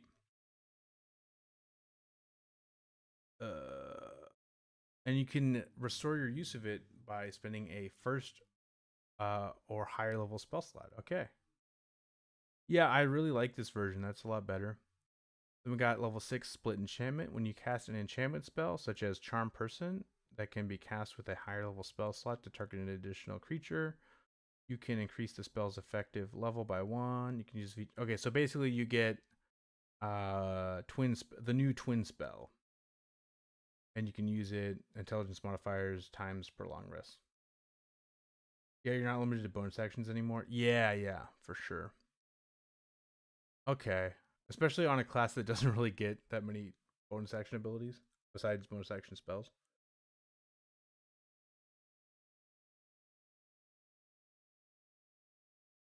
Used to be unlimited amount of times, but also level 10. Okay, nice. Yeah, I see. So it's lower level, but now limited use. And then instinctive charm. Oh yeah, let's read reflecting charm, the 24, the last UA one. When a creature within 30 feet of you that you can see hits you with an attack roll, you can take a reaction to reduce the damage by half, rounded down. Creature makes a wisdom saving throw. It takes psychic damage equal to half your wizard level plus your intelligence modifier. Okay, the new version. When a creature within 30 feet of you that can see hits you with an attack roll, you can take a reaction to force the attacker to make a wisdom saving throw against your spell save DC. Failed save. Attack misses instead. There's another creature within range of the attack other than the attacker. The attacker targets that creature with the triggering attack. Using the same attack roll, if multiple creatures are within the attack's range, you can choose one. You can choose which one to target. Okay. I like this. This is pretty cool.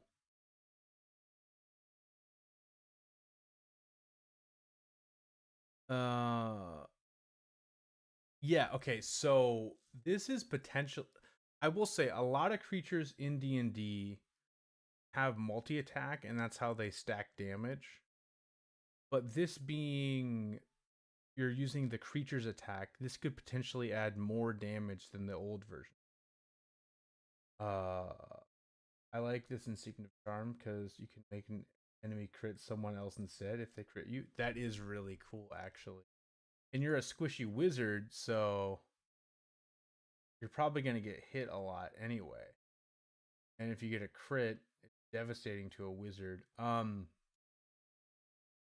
just going to pick a random monster that I feel like would hit hard with melee attacks and see what could potentially be done. Like let's look at a the new primeval owl bear. How hard do they? 2d8 plus 6. Yeah, that's pretty beefy. But then they immediately before the hit. But if the owl bear moves 20 feet straight forward toward it immediately before the hit, the target takes an extra 2d8 slashing damage, and that's the prone condition. So that's 4d8 plus 6 slashing damage, and they get the prone condition. Like stuff like that can happen. Like an owl bear charges you, and it hits like a different owl. Yeah. So I just picked a random creature, but like that's something to like keep in mind. Like there's a lot of creatures that have automatic effects that happen to them, and that automatic effect would happen to them. So yeah. Then we have Alter Memories. The old one was Bolstering Belief. Sounds familiar. Also reminds me of the Rune Knight rune that lets you switch the target of the attack. Yeah, no, I remember that one. That's a super cool ability. Okay, your enchantments fortify your allies' bodies and minds, allowing you to power word. Okay, so you can cast power word fortify.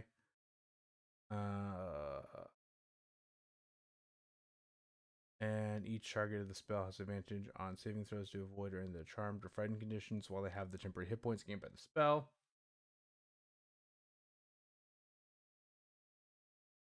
Um,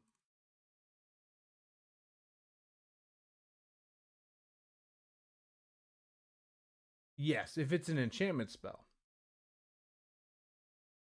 And enchantment spells are usually like buff spells. Um, keep that in mind. Let's just let's see. I'm gonna go to spells real quick. Let's see if there's any enchantment spells that pop out as like spammable. When I especially lower level ones. Uh, animal fish like command. Like you could be doing command. What's nice about command is it's a first level spell, but it works the same on any creature, no matter how high level you are. Oh yeah, mind whip too. Oh yeah, I didn't even think about that.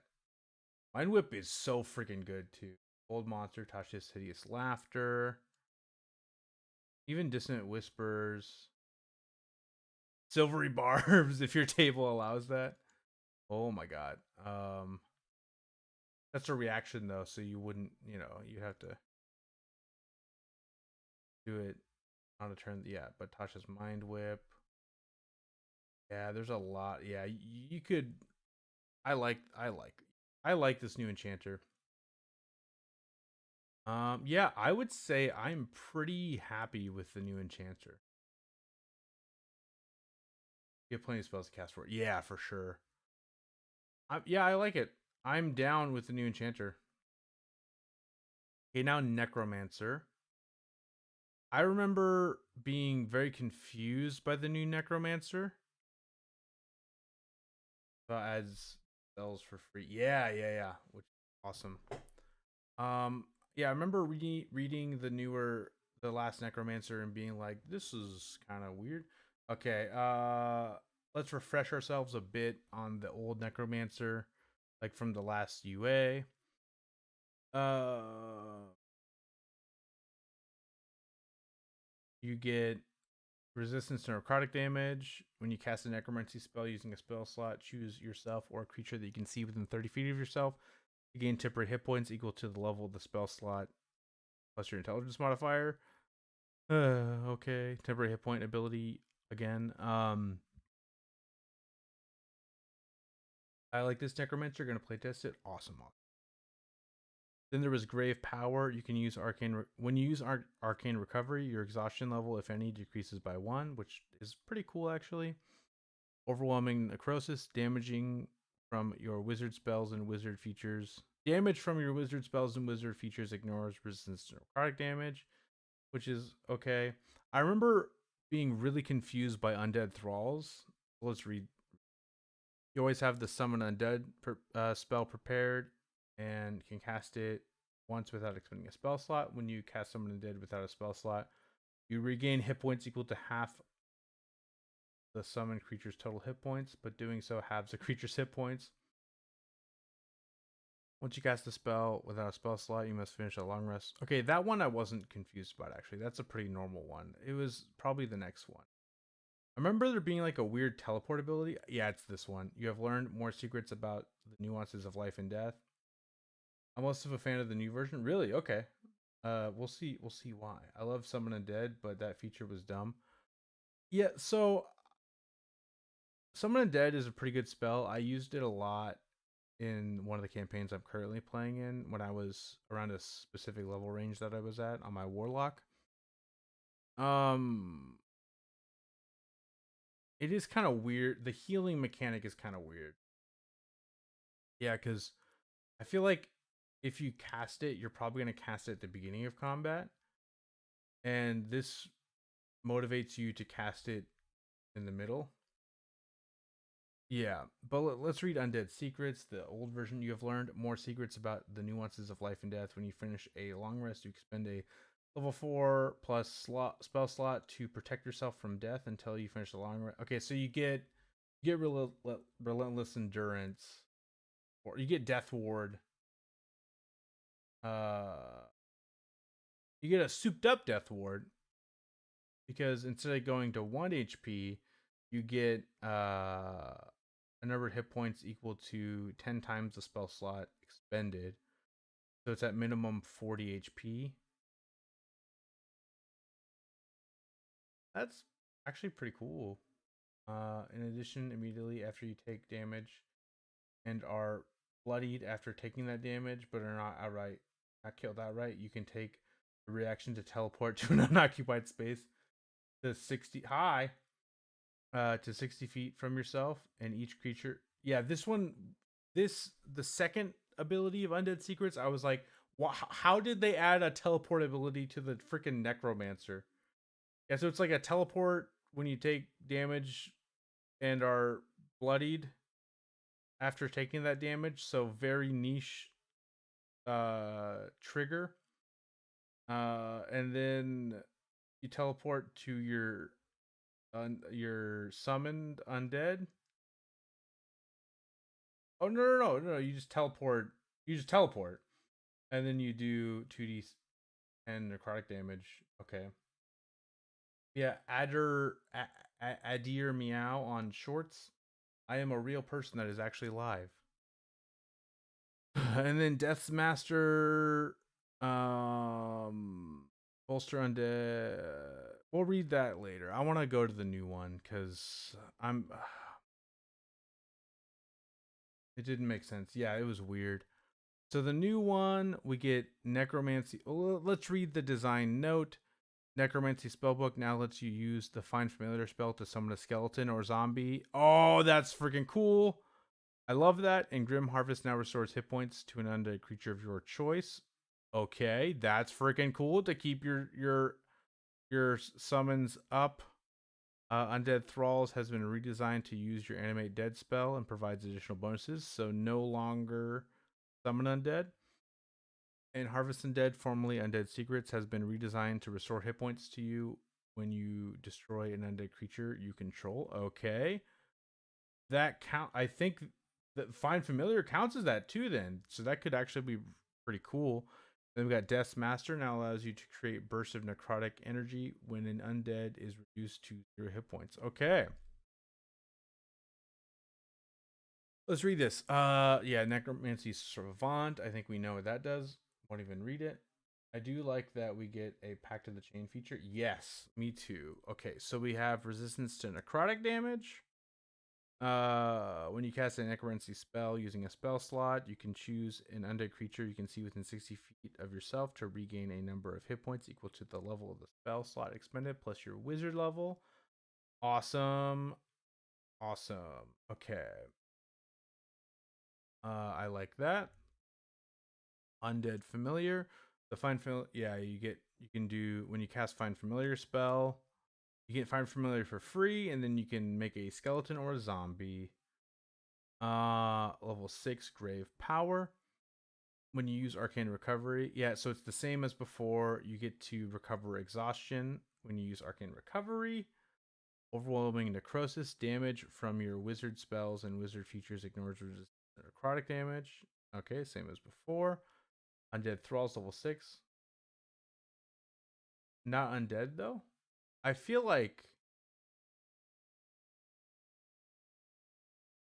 the skeleton and zombie from Find Familiar is undead, right?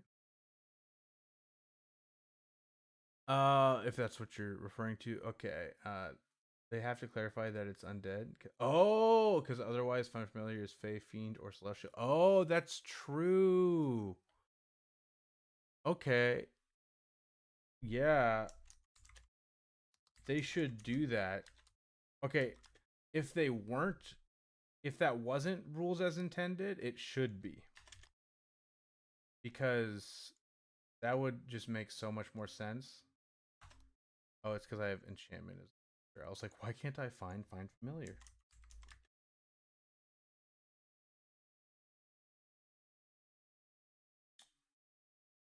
Yeah.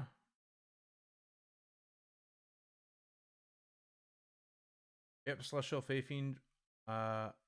Celestial Fey or Fiend, you're right. Oh. Yeah, they should change that. Okay, you always have Animate Dead prepared. You can cast it once without expending a spell slot. When you start casting the spell, you can modify it so that the spell's effective level is increased by 1. Pretty sure they meant for it to be undead, but forgot. Yeah, that makes sense. Because you probably wouldn't want to sacrifice your undead that often, like your animate dead undead. In addition, when you cast a necromancy spell using a spell slot that creates or summons an undead, the undead gains the benefits below. Okay, so you can have animate dead and summon a dead up. Undead fortitude, the undead's hit point maximum and current hit points increase by a number equal to the level of the spell slot used plus your intelligence modifier for the duration of the spell. Yeah, for sure. Withering Strike, whenever the undead hits a creature with an attack roll, the undead deals extra necrotic damage equal to your intelligence modifier, minimum of 1 necrotic damage. Okay. That's cool for scaling. I'm going to look at Animate Dead right now because honestly, I forgot if it changed much from 2014 to 2024 rules. What filter do I just spelled animate wrong. There we go.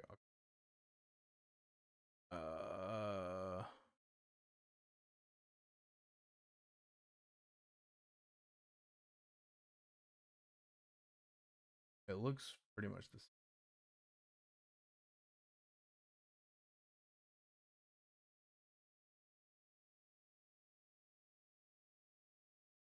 You animate or revert, reassert control over 2 additional undead creatures for each spell slot level above 3rd.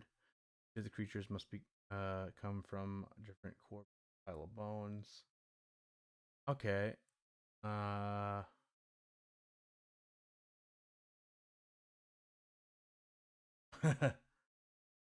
Yeah, I know, totally. So yeah, I feel like this version of the necromancer gives you 2 extra undead instead of just 1. Yeah, because you automatically get to upcast it. You can have 2 undead. Yeah, because it says whenever you start casting the spell, you can modify it so that the spell's effective level is increased by 1. Yeah, okay. So hero level 6, you can cast 2 animate. You can have 2 animate deads up for free.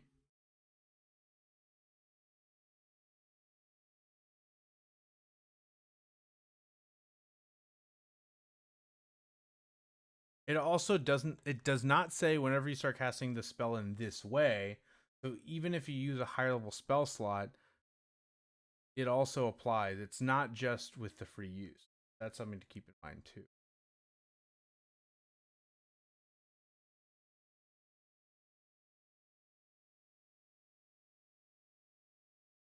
Oh, this is something to keep in mind though, guys.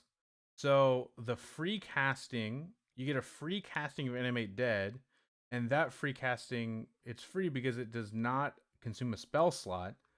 But whenever, in addition, whenever you cast a necromancy spell using a spell slot that creates or summons an undead, you gain the following benefits below. These benefits don't apply to the free casting of it. Yeah, no, totally. They should fix that because that's not intended, I don't think.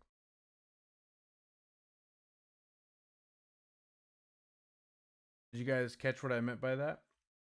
Anyway, Harvest Undead. You learned more secrets about the nuances of life and death immediately after you become bloodied but aren't killed outright from taking damage. You can take a reaction to reduce an undead creature under your control.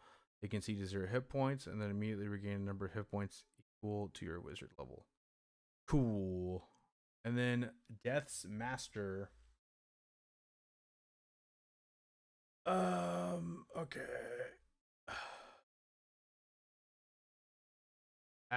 Abstruse rituals within your spellbook allow you mastery over forces of death. While holding your spellbook, you gain the following benefits: bolster undead. Yeah, it makes way more sense than teleporting.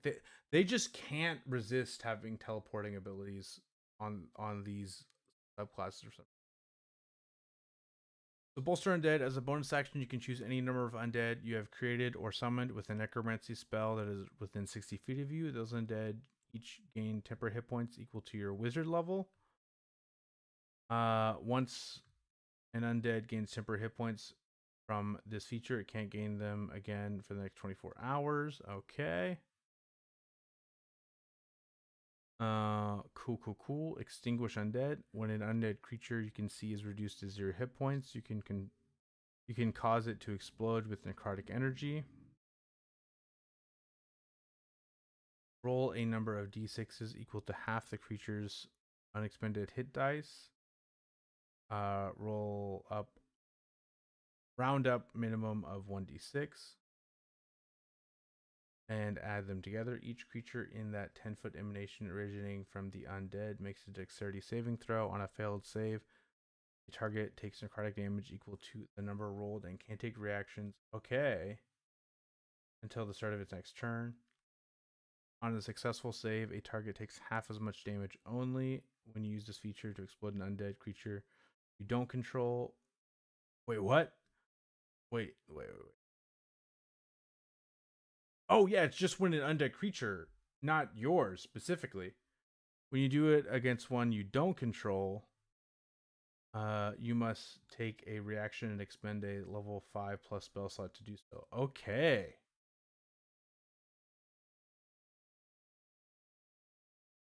That is interesting. Yeah, that's super cool. With Harvest Undead, didn't force you to be bloodied and had an extra feature. Yeah, but the extra feature didn't make sense to me. So I would say that technically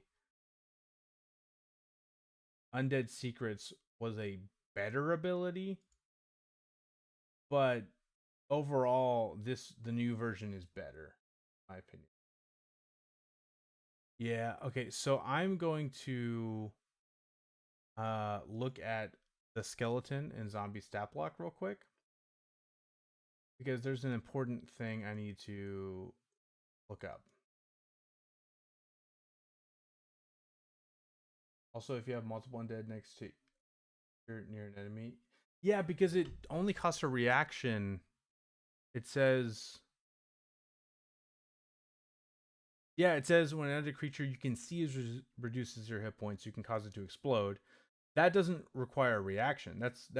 Requires no action. It only requires a reaction when it's an undead you don't control. That's really good to keep in mind, Awoken. Skeleton. What I want to look up is how many hit dice skeletons have. Okay, 2d8. So it's gonna be 2d6 for skeletons. Zombie.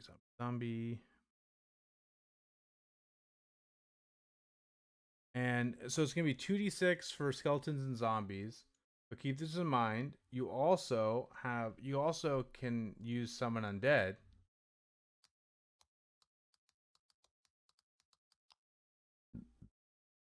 Even though this class doesn't give you summon undead, it'll still work.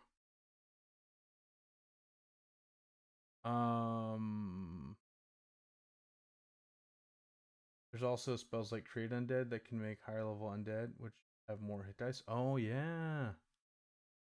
Are those spells that they didn't update? Not that that matters, but yeah, Summon Undead doesn't have hit dice. That's unfortunate.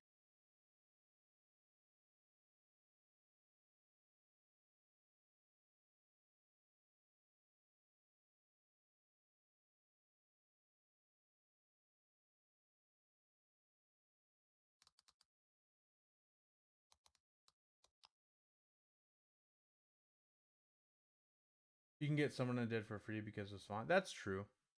So they did update Create Undead. Okay, I didn't realize that. Okay. This changes everything. Okay. You can get a ghoul.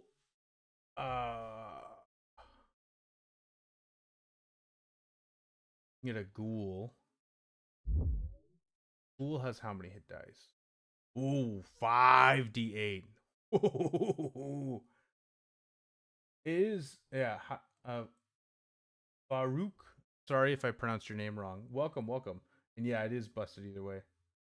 Mummies have 11 hit dice. Yeah, and then it says at higher levels, 2 mummies, uh, up to 4 ghouls using 8th level spell slot. You can randomly 5 ghouls, 2 gas whites, 6 ghouls. Oh man, 3 gas whites, 2 mummies. Oh my god, dude. I feel like though, because 6 ghouls is probably the thing to do though, if you're casting at 9th level, because that's 5d6 per ghoul. Oh my god. Someone's loud on my road. You guys probably heard that. Yeah, 5d6 per ghoul, and there's 5 ghouls. You can forcefully make them explode when you get bloodied. You can? Oh yeah, because you can use, oh my god. You can take a reaction to produce an undead creature under your control that you can see to 0 hit points. Oh my dude, this is a okay. This is probably my favorite wizard subclass ever. Oh my god. This is really good. How are they so good at making subclasses sometimes? This has so many interesting. Oh my god.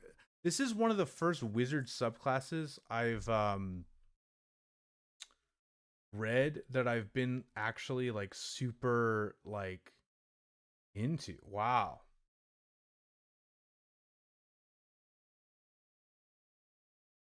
Yeah, I would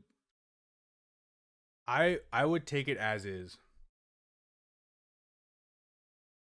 If you like it, you know it's going to be nerfed into the ground. Yeah, hopefully not. But yeah, this is like wow.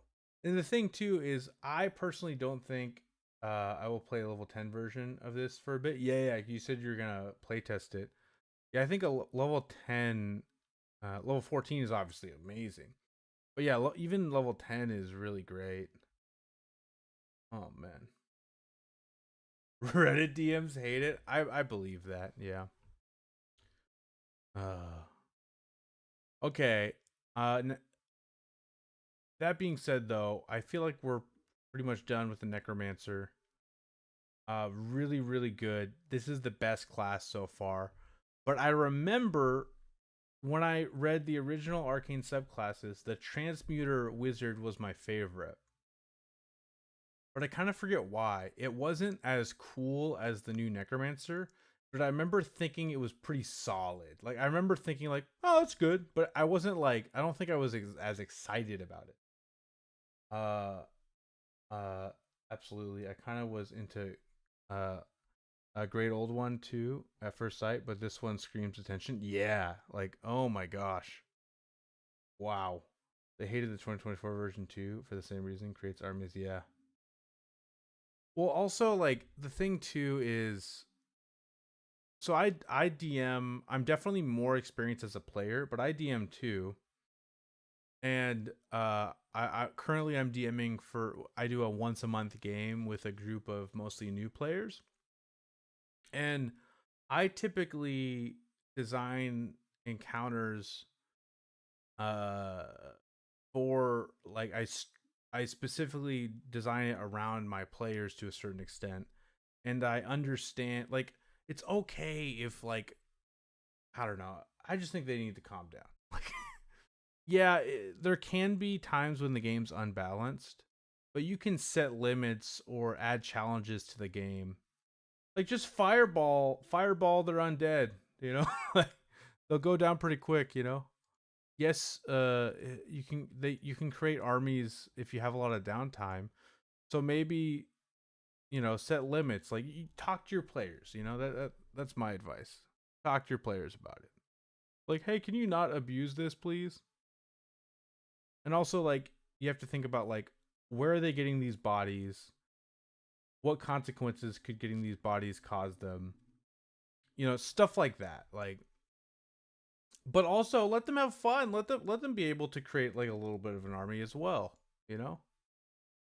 Anyway, let's look at the old transmuter. I remember thinking that it was pretty good. The army's issue is why we have summon spells instead of the old conjure spells. I agree, but the difference is uh animate dead takes time. Whereas the old conjure spells, you could just instantly have a million creatures. You know? And you also oh fuck. There's like a big old fly in my room. Wow, that was an aggressive fly too. It went right up in my face. Sorry for dropping the F bomb. I try to keep this channel a little more clean. Um, but anyway, so I remember reading the transmuter before and being like, "This is pretty good." You get free transmutation spells out of your spell book. Yeah. We already know that. So I go by your camera. Yeah, it's a big guy. It's a big one. Not just a normal fly. So yeah, when you finish the long rest, you can create a magic pebble called the Transmuter Stone that lasts until you use this feature again.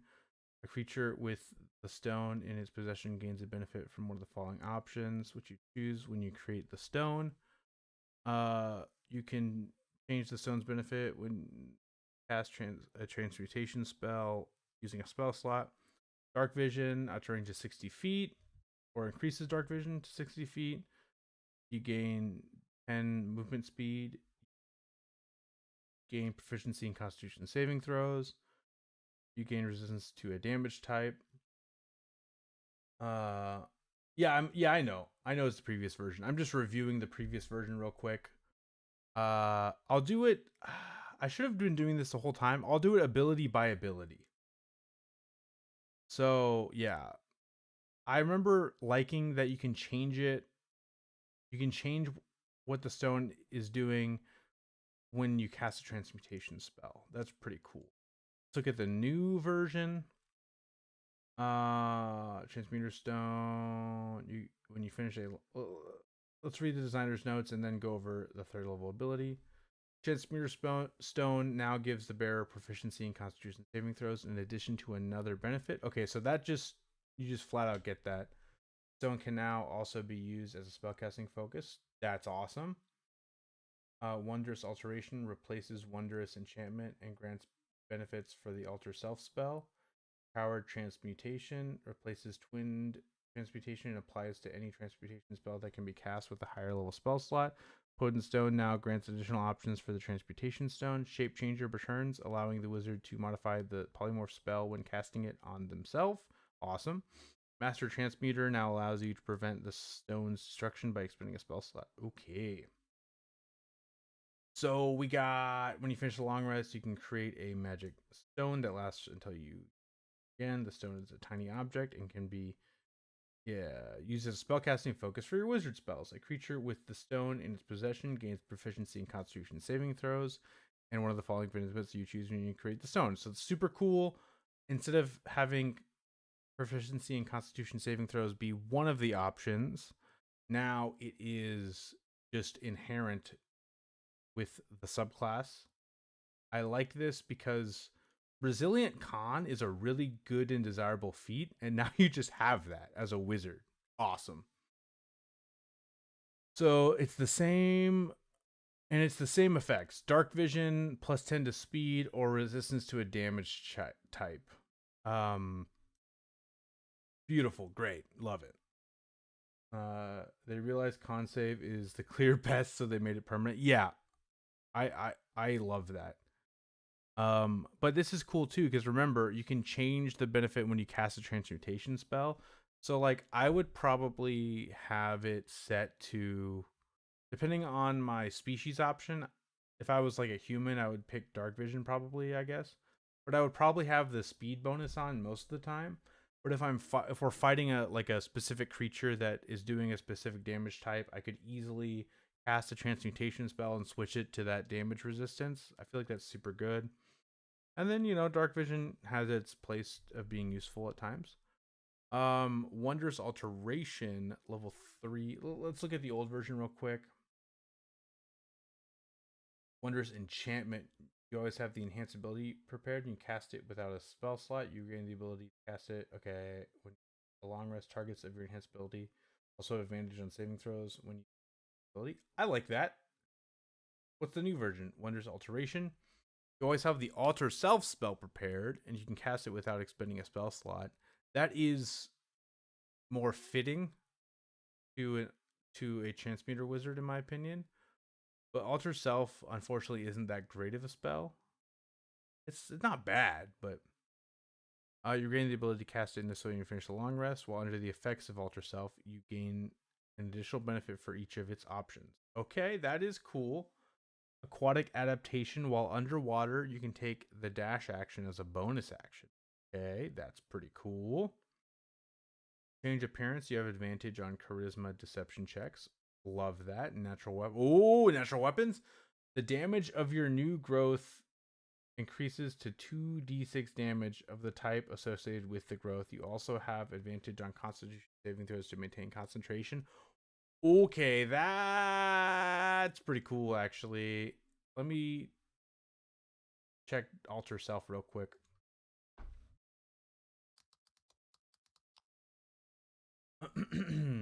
Just because. So it is concentration, but this version.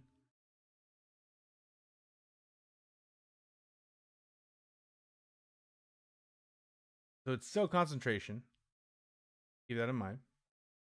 Alter Self is concentration, so you just have advantage on maintaining it. Yep. Imagine this plus a monk or a fighter. Yeah, oh man. Imagine this with a Eldritch Knight fighter. Okay, sorry. I was looking at I forgot what the natural weapons feature was like. So yeah, you get claws, fangs, or horns, and you or hooves, and you get slashing, piercing, or bludgeoning damage. When you use your unarmed strike to deal damage with that new growth, you deal 1d6 type parentheses of dealing normal damage from an unarmed strike. You can use the spellcasting ability modifier for the attack rather than using strength. I am not sure if they meant to remove concentration for it or for the free casting. Yeah, I feel like they would have done that if they knew. Okay, that makes Alter Self actually a good spell, which I like. But you could add your spellcasting ability modifier too. Okay, so it's just 2d6. It's not 2d6 plus your intelligence, but still, it's using your intelligence. That's super cool. Yeah, if you have extra attack from another class, that could be pretty cool.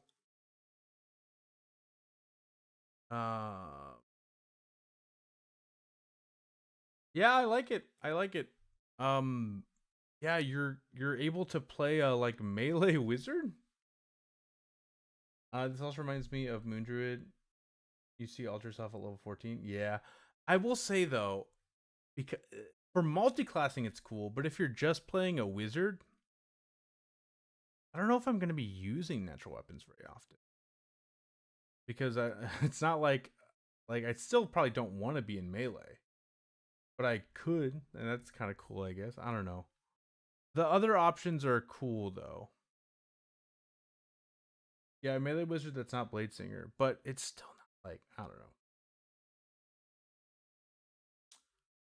It's kind of cool. I like it. It's thematic. The old ability though. Oh yeah, it just give you twin spell for transmutation. Not that great. Okay, potent stone. Your transmuter stone is more versatile when you create your transmuter stone. You can choose up to. Oh, let's read the old version real quick. You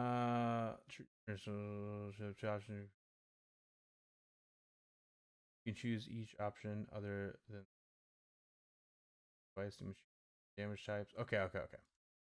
So, it seems like it's the same. It's the same, but you also get new options. That's the difference. Okay. So you get to have two options of the transmuter's stone abilities. on at once. Remember, it's dark vision, speed, and damage, elemental damage resistance, but you also get mighty build or tremor sense. Okay. Mighty build, the bearer has advantage on strength saving throws. The bearer also counts as one size larger when determining its carrying capacity. Or tremor sense, the bearer gains tremor sense to a range of 30 feet. Yeah, I feel like empowered chance.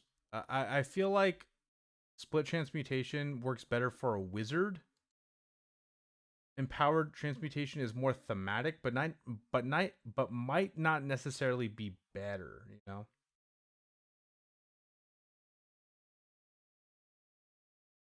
empowered is the same. Let's just yeah. So okay, mighty build though, get advantage on strength saving throws, and he counts one size large. Yeah, I like. I would probably do tremor sense and have like and resistance sometimes. I don't know. And remember, you can switch these out. Uh,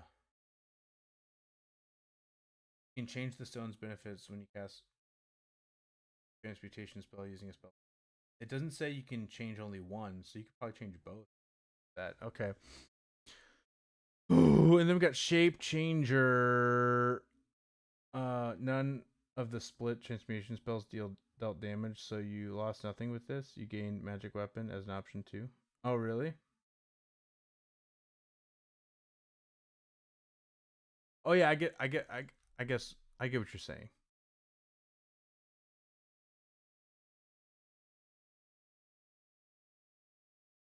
Wait, wait. Oh, I didn't read that part. I never read that part of it. I never read. I just read Wondrous Alteration. I didn't read Empowered Transmutation. Oh shit! When you cast a transmutation spell that doesn't deal damage, such as fly or magical weapon, you can use a spell slot, and you can treat the spell as if it were cast using a spell slot at first level spell slot one level above the slot extended. Yeah, you can use this feature. Okay, you're right. That's way better.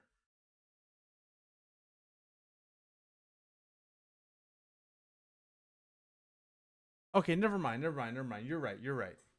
You're right, Awoken. I actually just skipped that one. I didn't see it.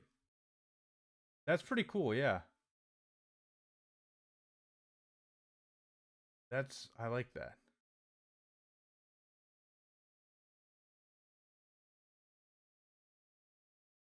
Okay, transmuters. No.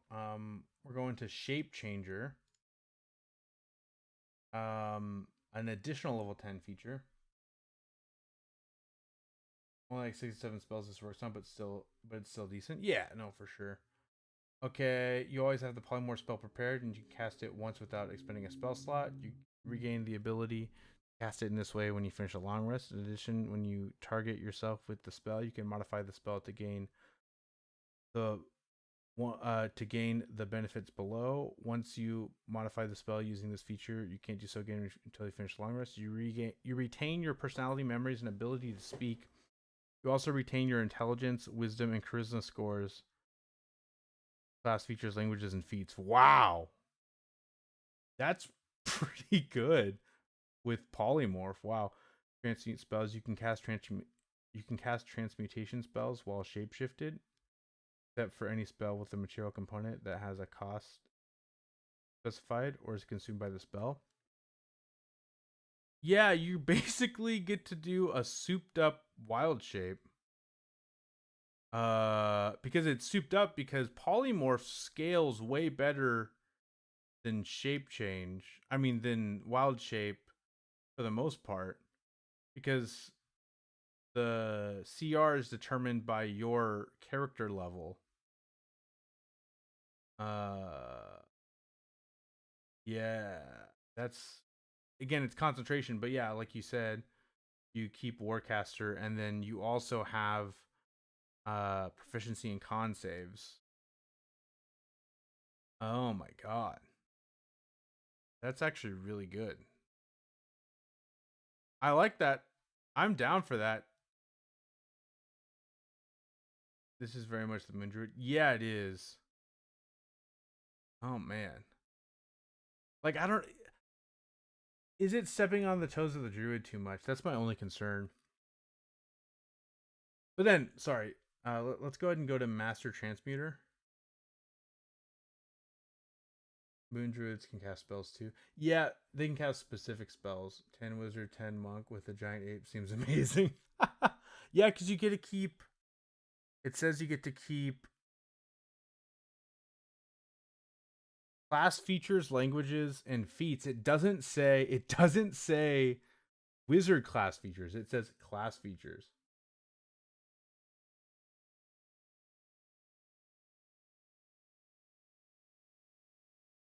I don't think so because you. I get what you're saying. It's not stepping on the toes of the druid because it's only once per day. That's true. Yeah, I agree. And it is concentration. Whereas moon druids can concentrate on spells while they're wild shape. You can concentrate on being polymorph. Imagine casting Armor of Agathis on yourself uh before you shape change. Because polymorph gives you temporary hit points.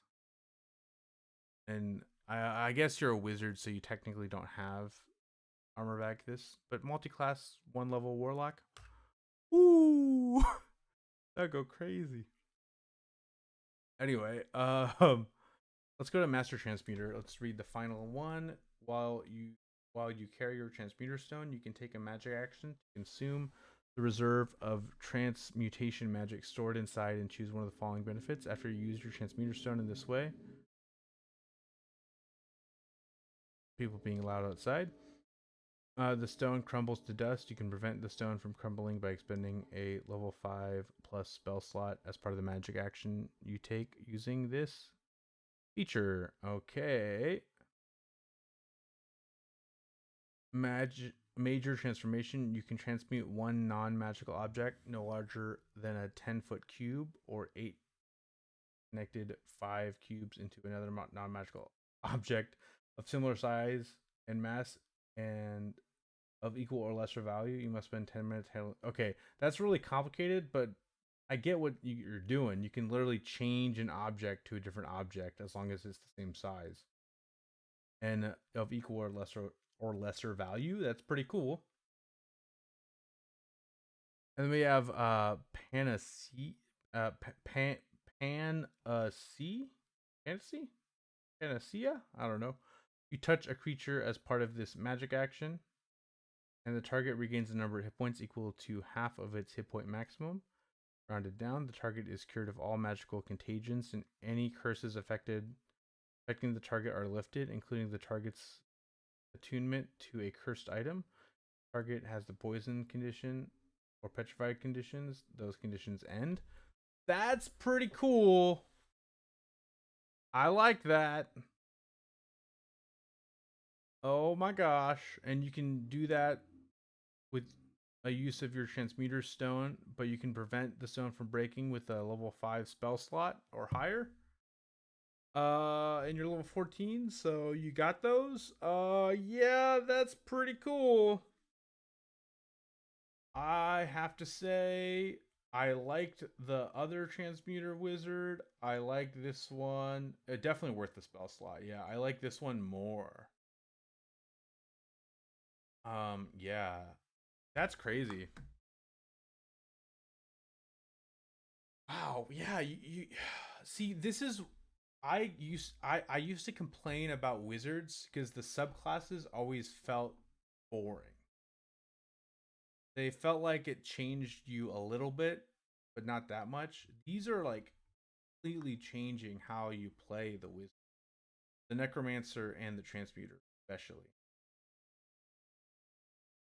Okay, now looking back at the enchanter and the conjurer compared to the necromancer and the transmuter, they feel a bit lackluster. Uh, but yeah, the restore youth option also removes all exhaustion levels now. Oh, I didn't even see these two. Oh my god. Thank you. Restore life. You can cast the Raise Dead spell without expending a spell slot using the stone in place of the required spell components, and then restore youth. Touch one willing creature as part of this magic action. And the target's exhaustion level, if any, decreases to 0, and it permanently appears 3d10 years younger to a minimum of young adulthood. What? These are way more exciting than Evoker, for example. Oh yeah. Okay, that's cool. I like it. Okay, guys, I actually have to go now, though, guys. I have to pick up someone from somewhere.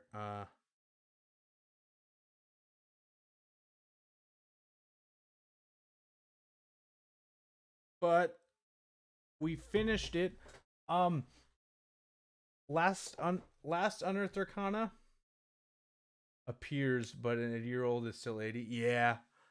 So it doesn't change your lifespan, it just changes your appearance.